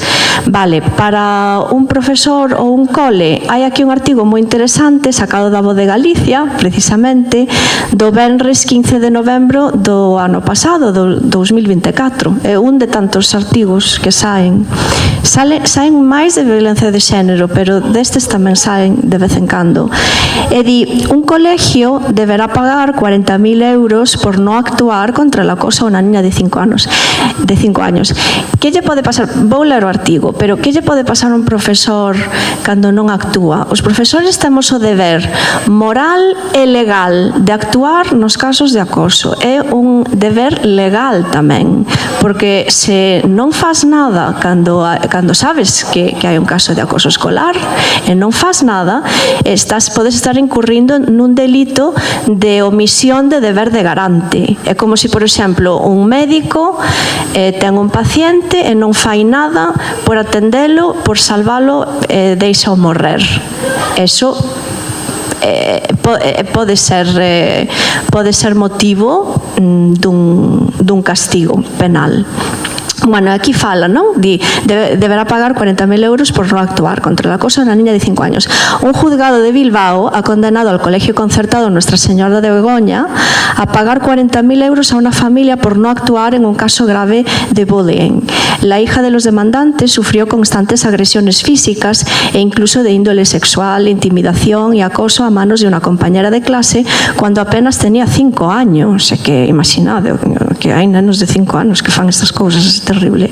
Bueno, la situación se alargó durante meses hasta que finalmente la familia cambió a la niña de centro.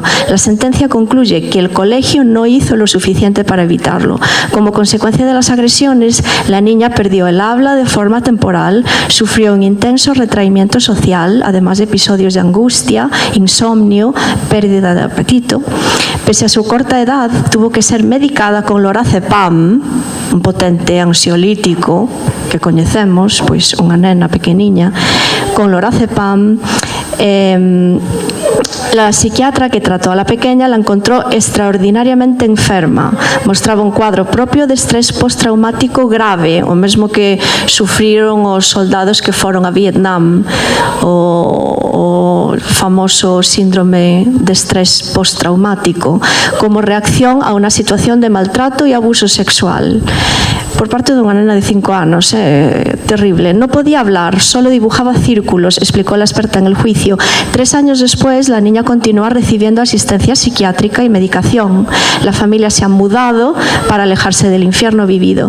Los hechos se remontan al inicio del curso 2021-22, cuando otra alumna, un año mayor, comenzó a acosarla de forma constante. La golpeaba, la arrastraba, agarrándola por el pelo, le pintaba la ropa, le tiraba por las escaleras, le pegaba patadas, le quitaba la comida. En alguna ocasión irrumpió en el baño para quitarle los pantalones mientras hacía sus necesidades y llegó a introducirle rotuladores en la vagina, tal y como se puede leer en la sentencia. Terrible, qué terrible. Isto dase a todas as idades.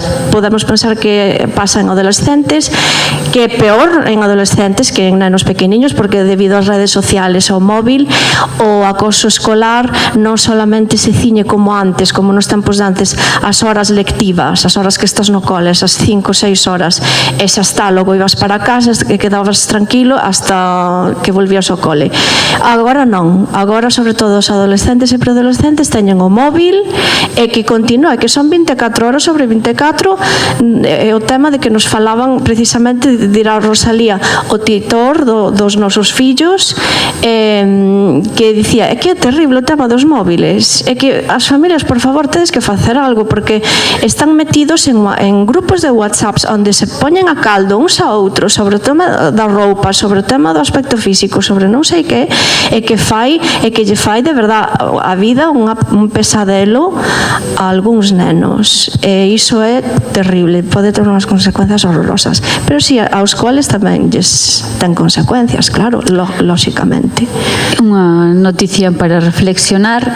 Este libro tamén conta cousas moi duras, pero relatadas dunha forma moi amena, unha historia pois para coñecer un pouquiño, achegarse a Lucía, a Manuela, a Candela, a Lidia e a Alicia, que cada unha pois ten un pouco as súas circunstancias, non? A veces tampouco é sempre o que parece a primeira vista. Dicimos que é un libro que conta cousas moi duras, pero entendo que é un libro para que haxa un pouco máis de esperanza neste sentido, para que nos chame un pouquiño a atención, narrado de unha forma moi amena, moi doado de ler, pois bueno, que nos poña frente a unha realidade e dicir isto pode estar pasando. Sí, é importante, bueno, visibilizar, ainda que non me gusta esa palabra, pero bueno, darlle visibilidade a estas cousas, sobre todo tamén o tema da prevención. Nos coles podese facer moitísimo, e nas casas tamén se pode facer moitísimo. Falar cos nenos sobre respeto, sobre convivencia, sobre o que non queres que che fagan, sobre se che fan eso, falar, comunicarte, porque hai nenos que non se comunican, non din nada, gardan todo para eles. É como unha vergonza, unha cousa que non comparten con ninguén, e iso é verdadeiramente perigoso cando non se fala. E bueno, os profes tamén estar sempre abertos, e tolerancia cero. Sempre digo, eu poño un exemplo, hai uns anos pasou, non vou dicir nomes porque é totalmente confidencial, por suposto, pero comentaba a Rosalía precisamente outro día, nun dos patios do recreo. Antes da pandemia eu facía patios do recreo, agora tamén, pero en infantil nada máis. Antes era cos maiores, cos da ESO e tal. Venme un rapaz dicindo, Lupe, é que me acaban de dicir que me teño que operar. Eu digo, tes que operar de que? É que me din que me teño que operar porque son unha muller. E quen che dixo eso? Fulanito e menganito. Bueno, dille a fulanito e menganito que veñan inmediatamente. Vale. Aí viñeron un ca cabeza baixa, outro en plan, bueno, dixesteslle a este neno que se ten que operar? Sí, e por qué? Que significa eso? A ver, explícame eso como se eu tuvera 5 anos, porque non entendo o que quere dicir. Vale, explicoume que sí, bueno, que lle parecía que era unha nena, que estaba manerado, que non sei que, non sei canto, vale. Vou no poñer en coñecemento da vosa titora. De momento ti quedas ali sentado e ti ali a 10 metros sentado, sin recreo. Os 40 minutos que nos quedan de recreo, aí quedades pensando, reflexionando. A ti gustaría que che dixesen algo así? Non. Entón, por que o dis? A ver, aos acosadores hailles que dicir, mandar a mensaxe de por intentar facer pequena a unha persoa, ti non vas ser máis grande, nin máis importante, nin máis guai, todo o contrario. As vítimas dese acoso, hailles que dicir, non permitas que ninguén che faga sentir que eres menos valioso, porque non eres menos valioso, vales moito, moitísimo. Hai que comunicarse cos pais, o que dicíamos antes, cos profes. Se o profe non fai nada polo motivo que sexa, coa dirección, coa orientación do centro, en última instancia, se fai falta, porque ninguén che fai caso, e que tes tan mala sorte que non hai un só adulto ao cal lle contaches que che faga caso, ir á Garda Civil. Se hai falta, pois ir á Garda Civil, eu digo así, pero ir ata que alguén pare ese acoso. Ninguén ten por que sufrir o que é que é un sufrimento terrible. Ninguén ten por que pasar por iso. Por iso digo, agotar todas as posibilidades para solucionar ese problema, que é un problema moi gordo, e que estamos falando de nenos que se sacan a vida. A diario non sei, pero a ver, falamos de cousas moi serias. Pois cousiñas a notar as portas deste inicio de curso. Non o dixemos, pero esta historia, igual que outras que ten Guadalupe, fan referencia á Costa da Morte tamén. Esta historia está ambientada aquí na Costa da Morte. Sae o primeiro caso dunha nena, pois que incluso se menciona pois o hospital de Cee, non? Que nos fai a todos sentilo un pouco máis cerca, non? Entendo que a continuación precisamente falaremos sobre eso de escribir dende a Costa da Morte con Manolo Rivas. Para ti, por que a importancia de que, bueno, de ambientar as obras pois nun entorno que, digamos, pois o mellor os teus lectores potenciais, que poden ser todos, pero os de aquí da Costa da Morte sentímolo de maneira diferente. Entendo que é algo que, bueno, que lle pos interese tamén en que esa Costa da Morte este presente. Sí, por suposto. A ver, eu declárome perpetuamente enamorada da nosa zona dende o Berce, porque é o máis bonito do mundo. Sempre digo, Vimianzo é precioso tamén, Quilmas maravilloso, porque tes a un lado o Olimpo Celta, ao outro lado o mar. Sempre conto anécdotas totalmente real do meu avó cando eu tiña uns 14 anos ou así, e vivía en Estados Unidos, como dicía antes. A miña nai limpaba a casa dun doutor que era unha mansión, bueno, de madeira, pero era unha mansión con 12 ou 14 cuartos de baño, piscina, un xardín, e dicíame o meu abuelo que Guadalupiña, que me chamaba Guadalupiña con nosa geada, que Guadalupiña, que lle dera a jefa da túa nai en Estados Unidos ter unha casa como esta. Eu dicíalle, pero abuelo, a ver, aquela casa ten 12 cuartos de baño, ten unha piscina, ten un xardíns inmensos, ten unha casa dun árbore, ten... Sí, pero non ten aquelo, e sinalou para o Monte do Pindo. E tampouco ten aquelo de ali, e sinalou para o horizonte onde se vía o Cabo de Fisterra, o sol poñéndose. Eu dixenlle, que razón tes, que, de verdade, é claro que eu quero ambientalo nesta zona, aparte que a zona que coñeces é a que mellor podes describir, que mellor podes describir. Eu non podo describir Ámsterdam, porque estuvemos ali, pero non podo dicir moitas cousas. Pero sí, quero seguir escribindo, ambientando publicando as miñas obras na nosa zona, sempre. O seguinte será Vimianzo. Pois precisamente de futuro non falamos, estamos preguntando un pouquiño xa para confeccionar o seguinte Vimianzo mola seguramente, pois se hai obriñas en carteira en que andas traballando, se nos podes adiantar algo. O outono sempre hai libros novos, non sei no caso de Guadalupe. Teño 3. Mira, ti dicías o día que fixes esa presentación, claro, que cando tes unha familia que é difícil, enténdoche por un lado porque che rouba, entre comillas, moitísimo, a ver se estás traballando, se tes un fillo, que é o teu caso tamén, roubache, pero cando tes esa paixón é que tes que dedicarlle tempo a iso, é como ler, é como a lectura, é que teño que ler todos os días un pouquiño antes de ir para a cama, porque o necesito, bueno, aparte tamén aí tiven, que lle comentaba precisamente a ela cando rompín o pé, tiven ali 8 meses, para que se non fixera nada estaría mal da cabeza, porque tes que meter a cabeza en algo ou morres, non? E como a tele non a soporto, porque non me interesa nada, pois dediqueime a colorear mandalas, a ler e a escribir. Pero bueno, agora si teño esas 3. Unha é nunha obra colectiva que vai sair pois pronto, editorial Camarada, con José Estévez, e creo que somos 70 e pico que colaboramos aí con unha pequenísima aportación, pero que me fai moitísima ilusión. Despois outra, un libro que de momento a editorial non me dixo nin que sí nin que non, porque tardan, ten moitísimas cousas que ler, e bueno, o mellor piquei alto, non sei.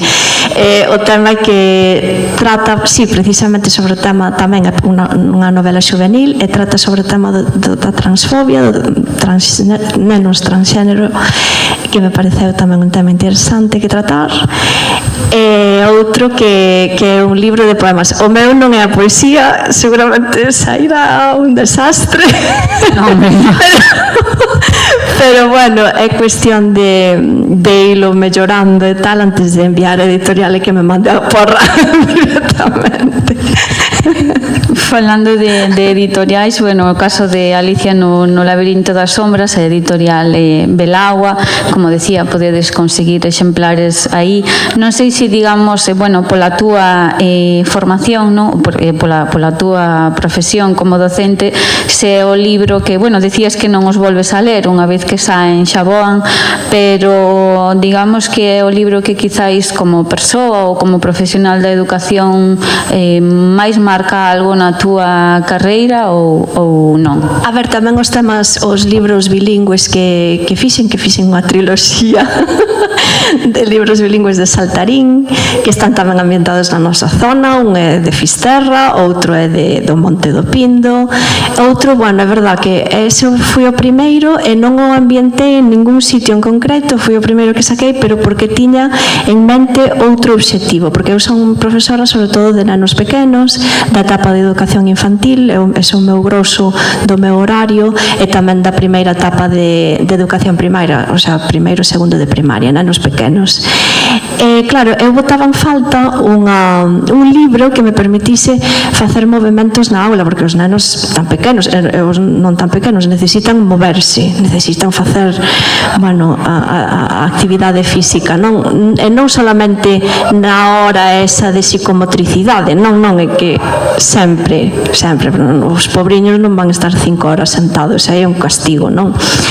Eu buscaba, fun a librerías, fun a bibliotecas, busquei por internet, a ver, non haberá logo un libro que teña, que seguindo un sinxelo fío conductor que faga que os nenos se movan de distintas formas dentro da aula, pois camiñar para atrás, dar pasos de xigante, dar voltas, bailar a muiñeira, etcétera.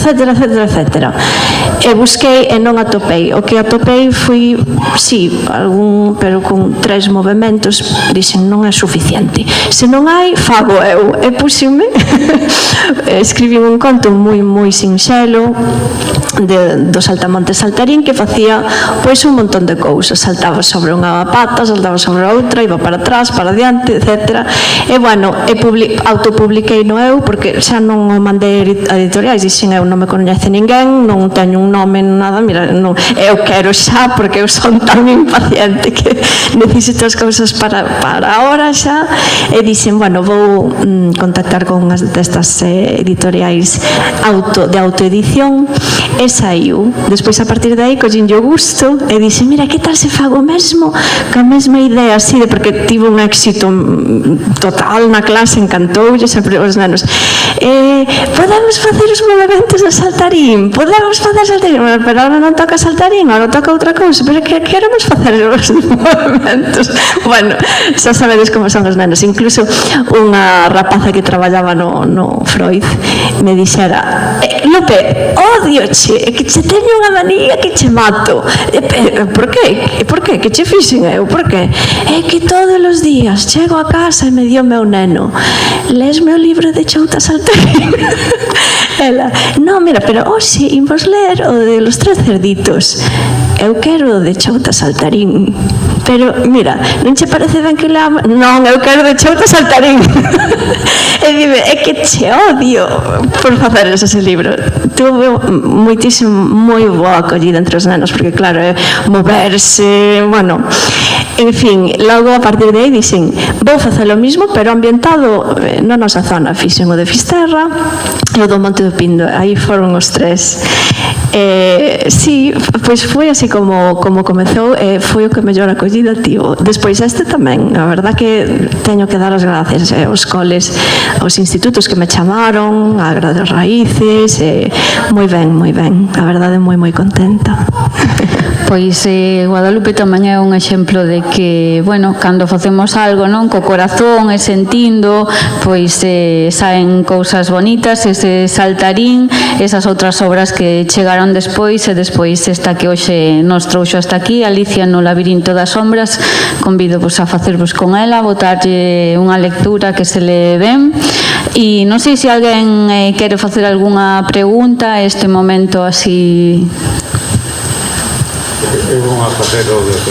Vale. Primeiro, porque ela non se vai a contar nunca. Vale. É gracioso. A que se refire ela co tema do acoso? A que naquela época, pois, aquela Guadalupe, eu, por fotos, unhas gafas... Ai, sí, teño unha foto, espera. Unha pintiña que parecía a Rana Gustavo. Sí, sí. E na por riba Guadalupe, Estados Unidos. E aparte a miña nai, pobre, ela non o facía por mal, pero tiña un sentido da estética.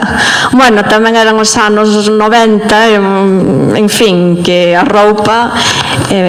Vou ensinar aquí unhas fotos de cando eu estaba en quinto de primaria en Estados Unidos, perdón, xa o collo agora.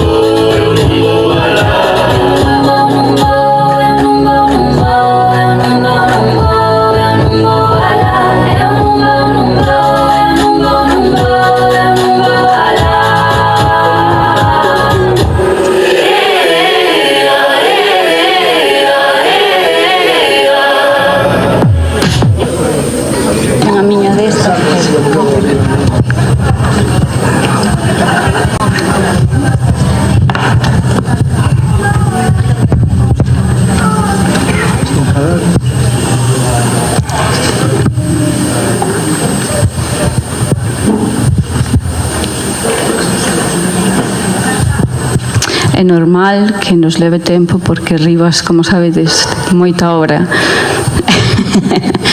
Bueno, benvidos a esta última presentación do Festival Vimianzo Mola, muralismo, oralidade, literatura con letras mayúsculas, por eso estades neste momento todos aquí, e artes. Todos estes días, venres, sábado e domingo, estivemos sempre mirando un pouco cara ao ceo, agora seguímolo facendo, mirando cara ao ceo, estamos facéndolle un pouco a guerra á chuvia, facéndolle resistencia, non hai ningún lugar quizáis mellor para facer resistencia, aínda que sexa a natureza. Isto do ceo pois lévame a mencionar esa obra máis recente que temos hoxe connosco para pechar este programa. Un placer e un privilexio ter aquí a Manuel Rivas, esa obra máis recente, como dicía, é Tras do ceo, pero non imos a falar só de Tras do ceo nesta ocasión, porque vimos a falar de algo moito máis grande, non? Imos a falar de que é a literatura para quen a entende, como é o caso de Rivas, como simplemente respirar, algo natural, algo sobre todo vital, a literatura como vida. Algúns, cando nacemos, podemos dicir que Manolo Rivas xa escribía, Manolo Rivas xa estaba aí cando algúns de nós nacemos. Non ten caso que mencione toda a súa obra, porque, bueno, seguramente nos chegaría a choiva antes de que eu acabe de recitar todas as súas obras. Tampouco ten caso que mencione todos os premios que ten, aínda que ese premio nacional que recibiu no 96 mentre asaba castañas en Urroa, e só pode facer Manolo Rivas, ou ese premio nacional das letras españolas que el recibiu estando lonxe, como unha chamada, pensando que quizáis pois era unha broma. Só Manolo Rivas pode pensar que alguén que lle chama para darlle un premio nacional é unha broma, non? Pois este Rivas que hoxe nos ven a falar aquí, vennos a falar do local e do universal. Como é escribir para o mundo, pero escribir para o mundo dende un lugar concreto, como é a Costa da Morte. Para min, Manolo Rivas é esa persoa que escribe o que vedes nas letras, pero que hai novelas entre as liñas. A súa é unha literatura para ler con detemento, con calma. En unha páxina podes ter 5 novelas diferentes. Con el medramos, física e metafóricamente. Non me vou a estender moito máis. Manolo Rivas é un home capaz de decir que é mellor que che den premios que a malleiras, eso estamos todos de acordo. Manolo Rivas é a persoa capaz de trazar un paralelismo en que che den premios como ese premio nacional e que che den malleiras, porque a ninguna delas te presentas voluntario, non? E Manolo Rivas é esa persoa que hoxe pecha este programa, escribir dende a Costa da Morte. Dicíame hai 10 anos na presentación do poemario A Boca da Terra que un dos males de hoxe en día, hai 10 anos, segue pasando agora, é a falta de escoita, así que eu non vou dicir nada máis. O meu traballo é anotar, despois seguramente faga algunha preguntiña, pero creo que non quedamos nunca mellor que escoitando a Manolo Rivas.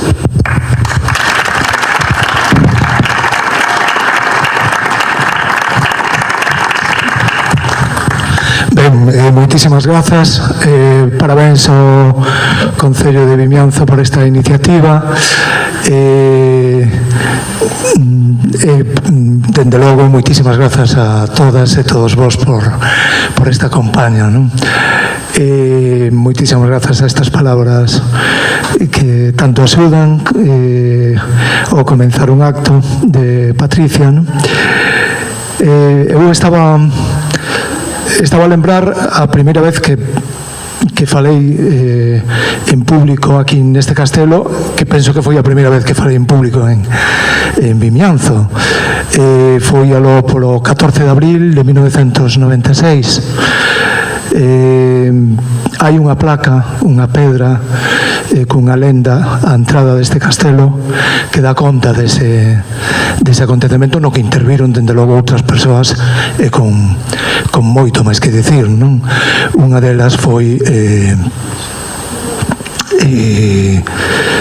foi o creador de Sargadelos e de tantas iniciativas, que máis fixo pola memoria histórica en Galicia, dende logo, un gran artista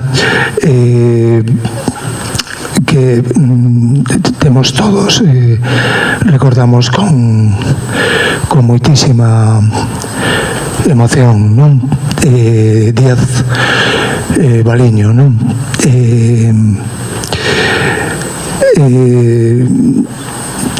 En ese acto lembramos o que sucedera coas persoas que tiveran a iniciativa en 1936 de converter este castelo nun lugar emancipado, non?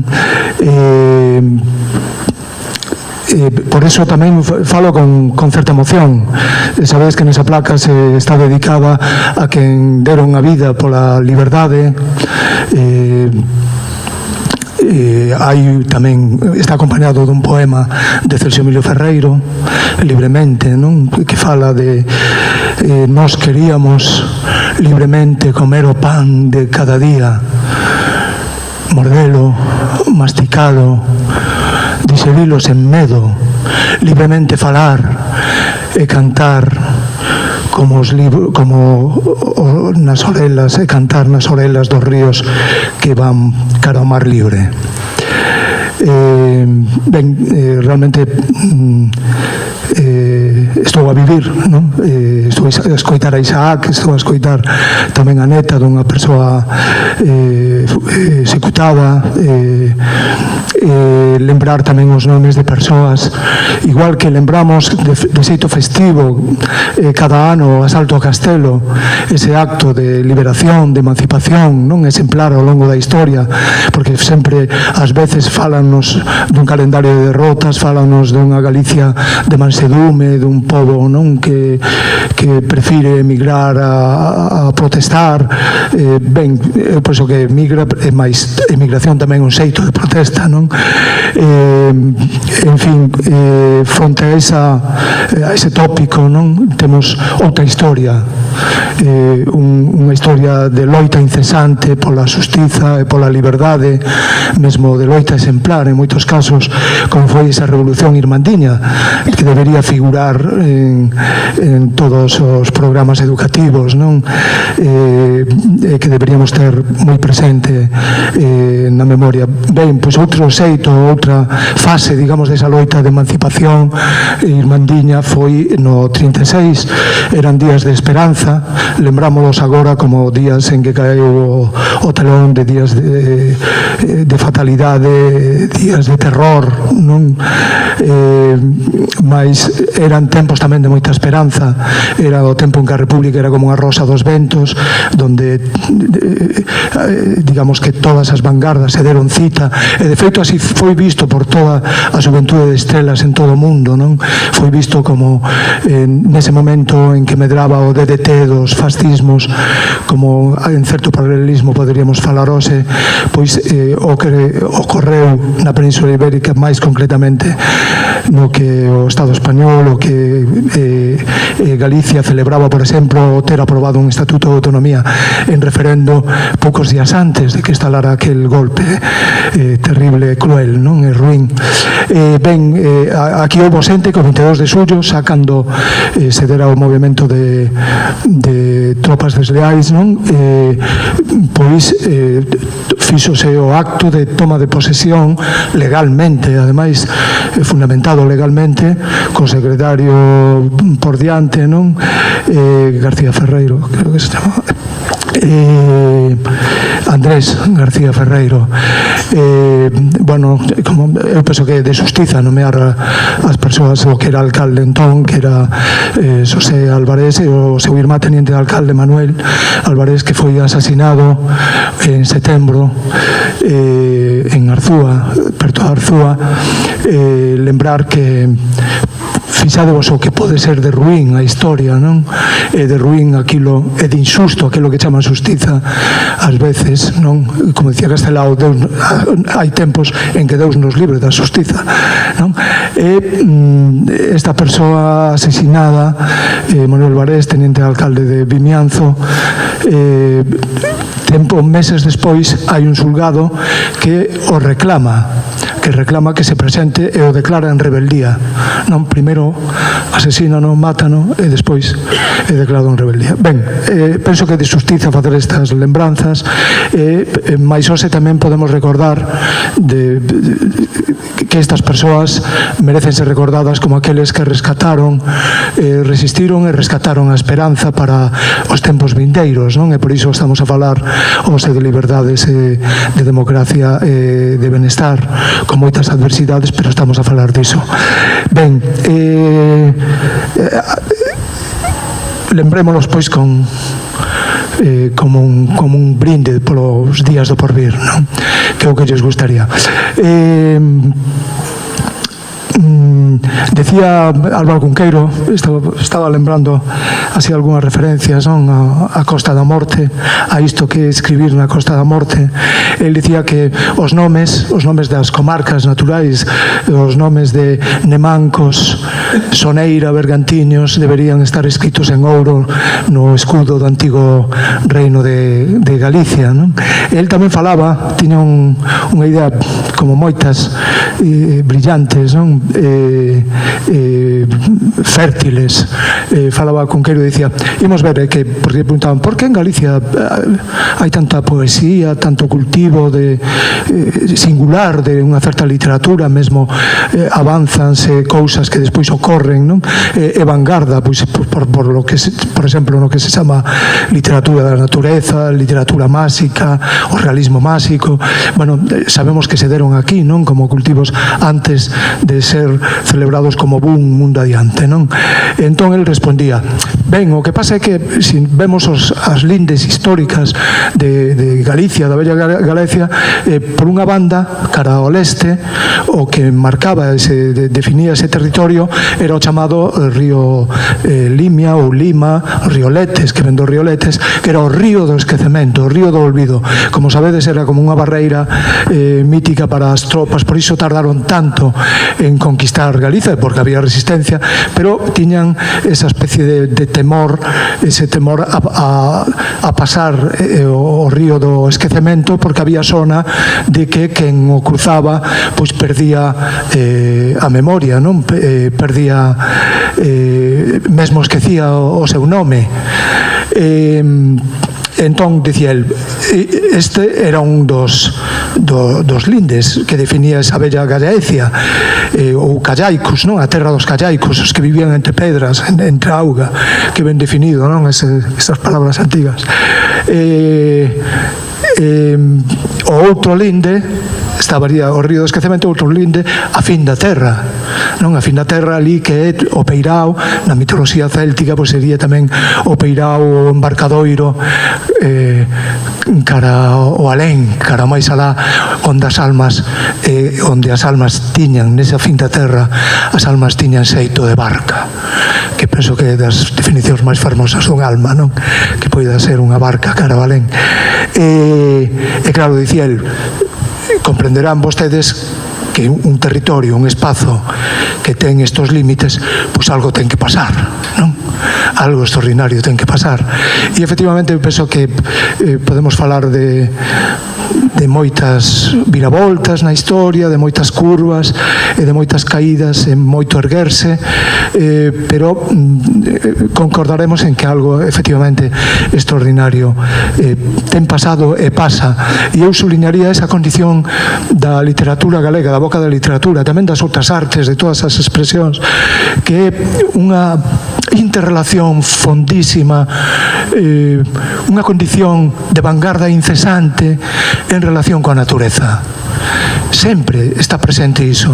Por suposto, é unha literatura como ben dixo Patricia, do local universal. O gran escritor portugués Miguel Torga, eu penso que definiu dunha maneira bastante precisa e mellorable, que dicía, que é o universal?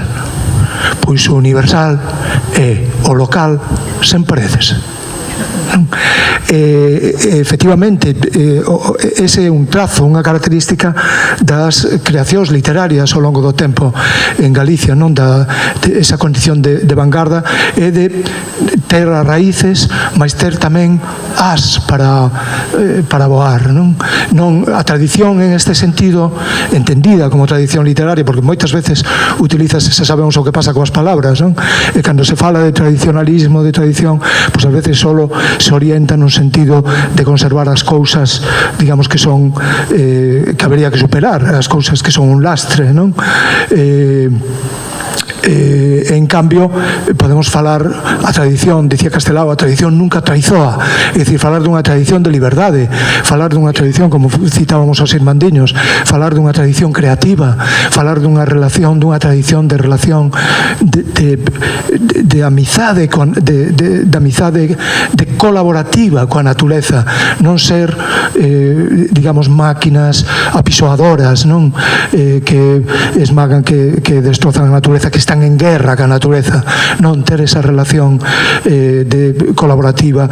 Ali onde hai máis diversidade sabemos que tamén hai máis vida, máis creatividade, máis felicidade. Ali onde o que hai é uniforme, a uniformidade, pois vai o que hai é autoritarismo, unha visión moi ruín e moi fanática da vida, non? Ben, todo isto para min ten que ver con escribir na Costa da Morte. Eu nacín nun lugar da Coruña, nun barrio que é o barrio de Monte Alto, na Rúa da Marola. Para min a Marola e mesmo ese Monte Alto de algún xeito é comezo da Costa da Morte. Sempre defendín iso, a Enseado do Orzán e para baixo, pero ben, cada quen ten a súa psicoxeografía respetável, non? Pero eu penso que sí poderíamos mirar así, non? Esa unidade xeográfica, eses puntos en común e sobre todo esa forza, esa enerxía da natureza e a relación e a enerxía tamén da xente nun mutuo comezar e recomezar, non? Sempre recomezar, non? Como decía no cemiterio mariño Paul Valéry, toujours recommencer. Eso é a vida na Costa da Morte, tamén a forza da natureza. Ao longo dos tempos en Galicia dáse esa interrelación. Podríamos remontarnos mesmo a un caso de lenda e realidade, porque a lenda sempre ten un principio de realidade, que é un bardo galego que forma parte da expedición dos Milesios, aparece no libro irlandés Levar Gabala, o libro das invasións, e que hoxe en día é unha referencia, é considerado o fundador, este bardo chamado Amergin, considerado o fundador da poesía gaélica irlandesa, non? Supónse que esa expedición que saiu de Galicia cara a illa, os mares, a sabedes que son os mellores camiños do planeta, non? Que foron camiño de Irlanda, calcúlase que aló polo 1500 antes de Cristo.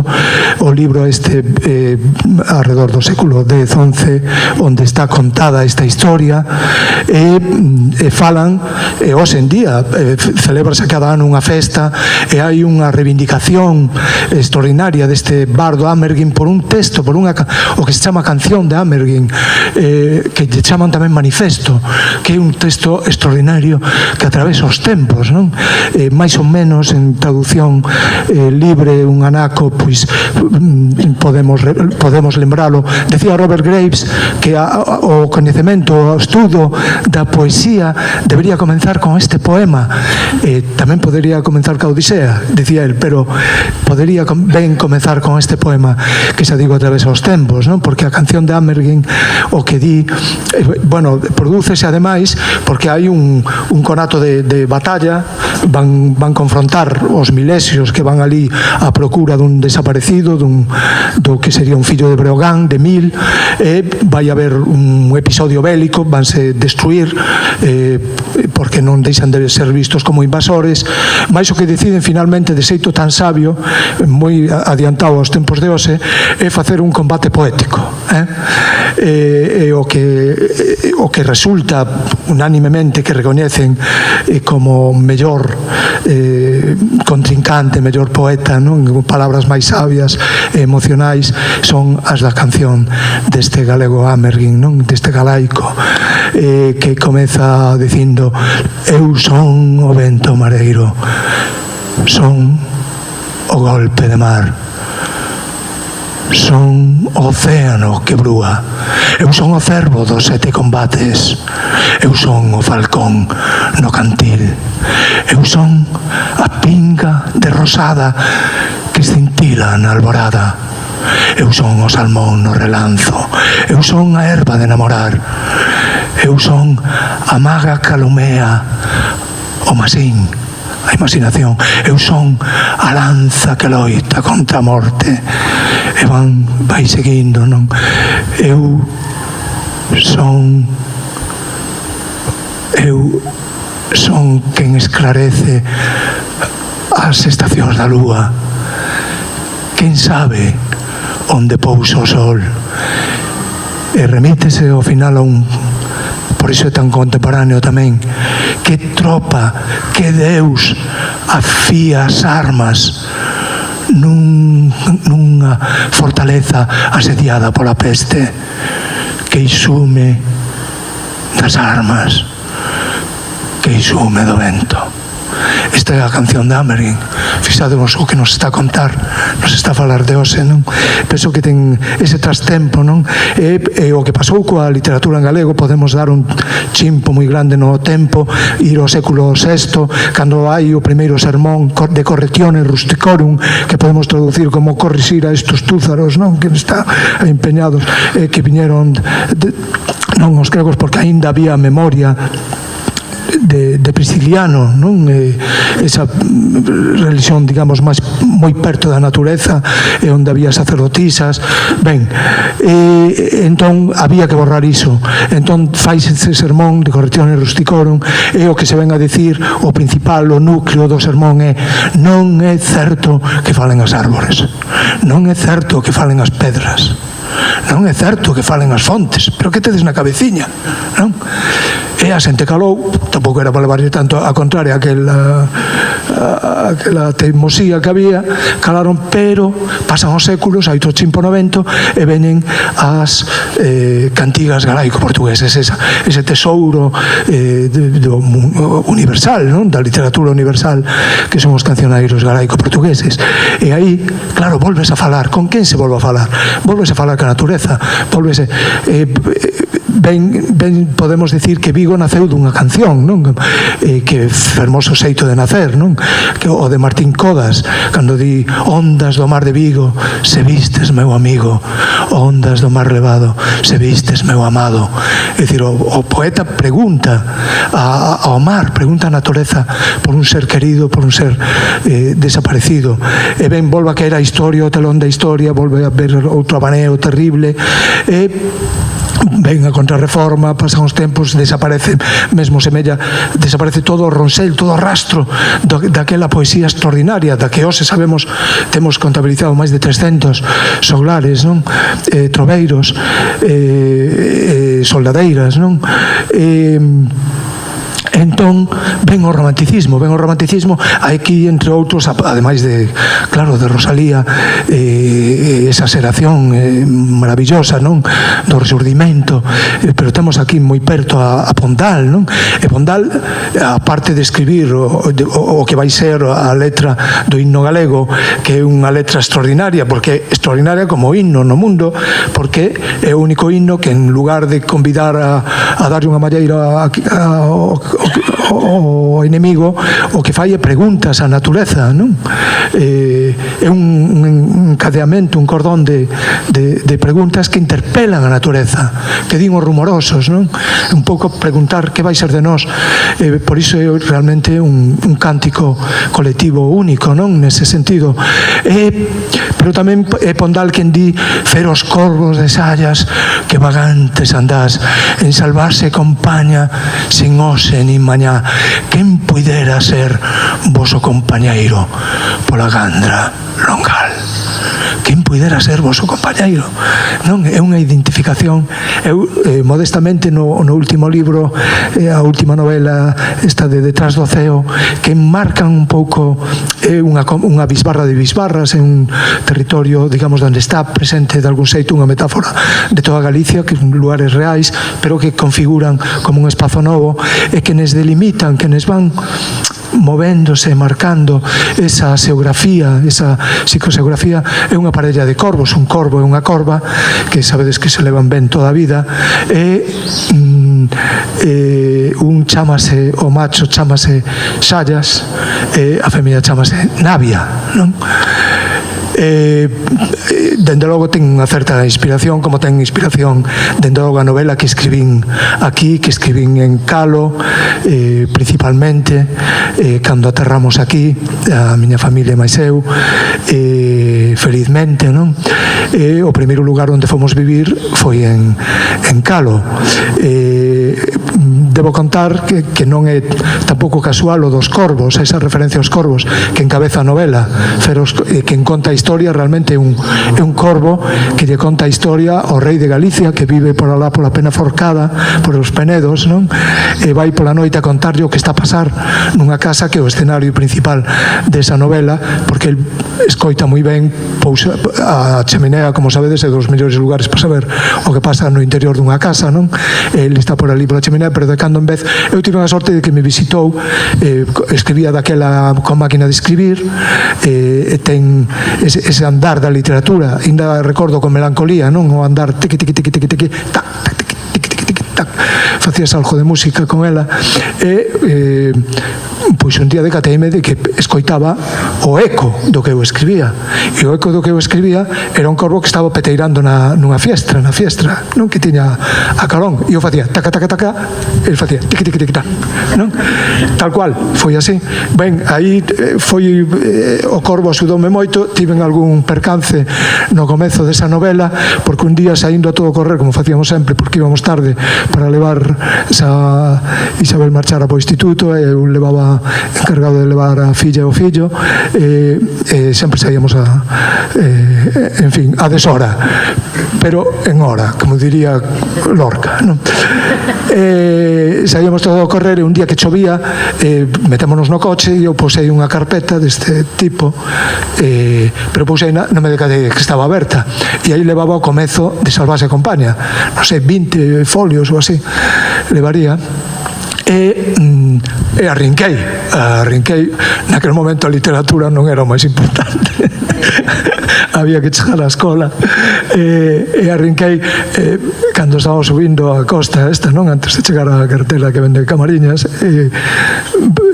vai o Martiño e dime: papá, hai folios voando por aí polo ceo.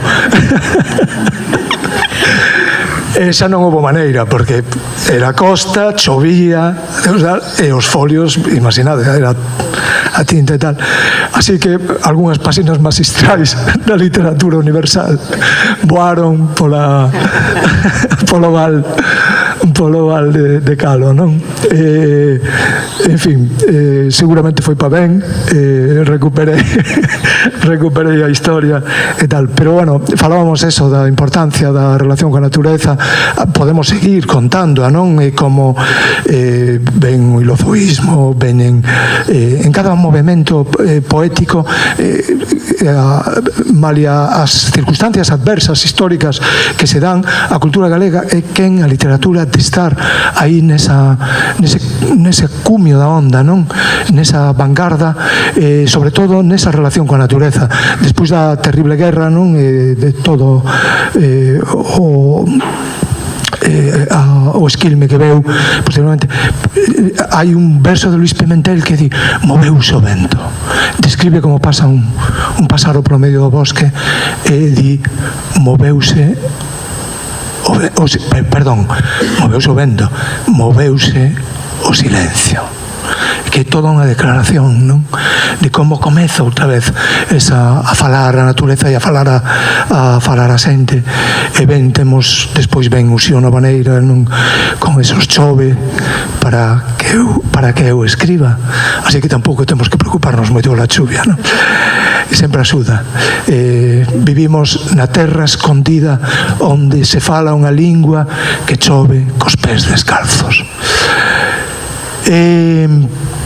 Ben, estamos hoxe en día e xeracións, especialmente unha revolución que a literatura, a poesía feita por mulleres que mantén, non, esta digamos e vai cara adiante, recría, non, esa poesía, esa literatura, esa boca da literatura dun xeito absolutamente magistral. Ben, para min, pois, quero dicir que este é un punto cero. Falei de Monte Alto, dende logo é un punto cero, onde pasei a infancia.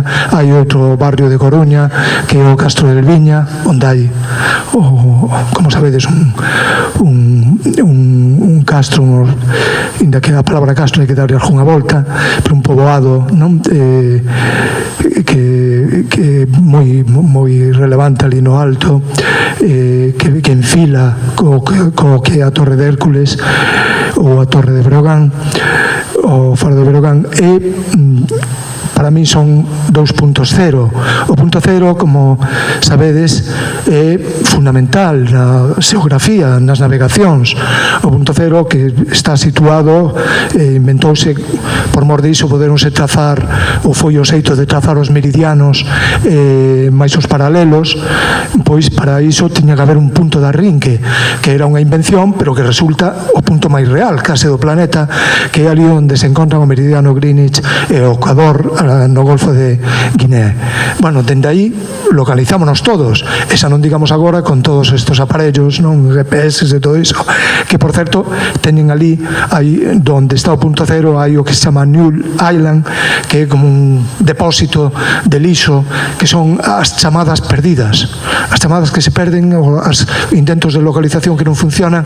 Para que poida o sistema funcionar, digamos, ten que haber ese depósito, que a mí me parece que poderíamos denominar a capital do mundo, non? De algún xeito, o lugar onde van parar as búsquedas e as chamadas perdidas, non? É un lugar moi poético, dende logo, pero científico. Entón, ese é un punto cero para as navegacións. Cada quen, eu penso que ten o seu punto cero. Para min, un punto cero, citei no antes esa Rúa da Marola, un punto cero o Castro del Viña, e un punto cero a Costa da Morte, e máis en concreto, falei antes de Calo e de Urroa, non? Ese punto cero é onde trazas a tua navegación, e que sería tamén a Ítaca onde quixeras, no caso de perderse, onde quixeras volver. É fundamental ter un punto cero, non? Pódese falar de nacionalismos, pódese falar de apegos de querenzas, de apegos á terra, de lugares preferidos, pero o punto cero é outra cousa, non? Moi íntimo, non? Iso que levaba o Ulises cando quería volver á horta de Ítaca, non? Que, por certo, el recoñece o lugar, e o pai, que xa está cego, recoñece, porque el lembra. Foron moitos falsos, moitos impostores dicindo que eran Ulises, e como o pai recoñece que ele é o verdadeiro Ulises, el que está cego, o pai abrazo, recoñece, porque le di: ti sabes, pai, cando me aprendiches a plantar as vides, as 500 vides, as 16 pereiras, as 14 maceiras. Vai, ten na memoria o nome das árbores. É a boca da terra, e a boca da terra únese ca boca da literatura, extraordinaria da literatura. Bueno, pois falando... Si, eu quería facer unha pregunta a Manolo. Hai bastante recente, un par de anos, a él concederonlle no Coudo un premio que se chama Bo e Xeneroso, e cando falaba con el, dicía, como se houbera algunha opción a non coñecelo, diría, levarei un libro baixo o brazo por si, bueno, por si alguén non o coñecía, Manolo Rivas levaría un libro baixo o brazo.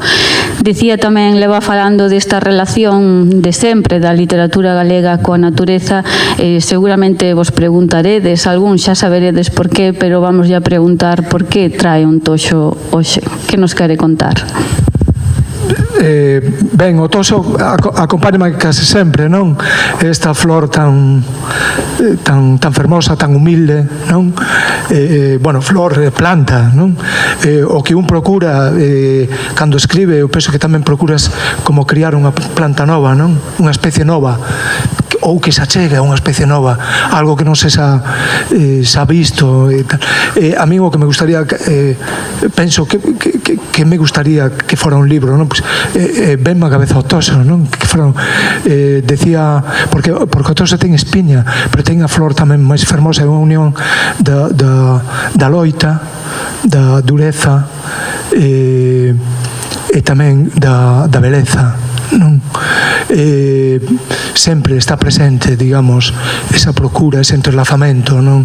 Na búsqueda, eu penso que na vida de todas nós, tamén na propia literatura. Entón, sempre tiven unha especie de feitizo, sentín, non? Polo toxo. Hai unha lenda bretona que di que Deus quiso inventar a planta máis fermosa, que puso nunha vara, foi poñendo as chorimas ou os alecríns, como depende como os lugares onde chaman. A min gustame moito chorima, non? Foi poñendo a chor así ao varal e quedou moi contento, moi satisfeito con estas cores que ten de Van Gogh, non? No medio do inverno mesmo, entón quedou moi satisfeito e marchou, pero estaba detrás do penedo, estaba o demo, e entón foi poñendo entre cada chorima, foi poñendo unha espiña, non? Penso que iso é a mellor metáfora da vida, non? Eu teño quería facer compartir con vos unha pequena mostra de xa que falo de literatura pegada á Costa da Morte, con esa vontade tamén de local universal, modestamente, non? De chegar a calquera, non? Sen fronteiras, sen poner paredes, non? Entón, hai un libro que se titula debe estar por aquí, que se titula Costa da Morte Blues. Está feito no 1995, está feito despois de En Salvase Compañía, precisamente, da novela. Ten que ver moito coa terrase en que chegamos sobre o 90 aquí, non? Eu previamente escribir algunhas cousas, coñecía, claro, Costa da Morte non moi ben, pero coñecía, eu estaba completamente, para min, o punto cero, xa naquele intre da adolescencia, era cando coñecín Brañas Verdes, bueno, toda a praia que vai de Arou a Camariñas, por entendérmonos, non? Foi algo que digamos que ficou como tatuado na ollada para sempre, non? Unha mirada fértil. Hai un primeiro poema que aparece no primeiro libro que escribín, que se publicou, antes fixéramos revistas, publicouse en 1980, era un libro que se titula O libro do Entroido, e hai un poema que se titula Cemiterio dos ingleses. Pero ben, dou un brinco porque sí, porque o tempo é o que temos tamén.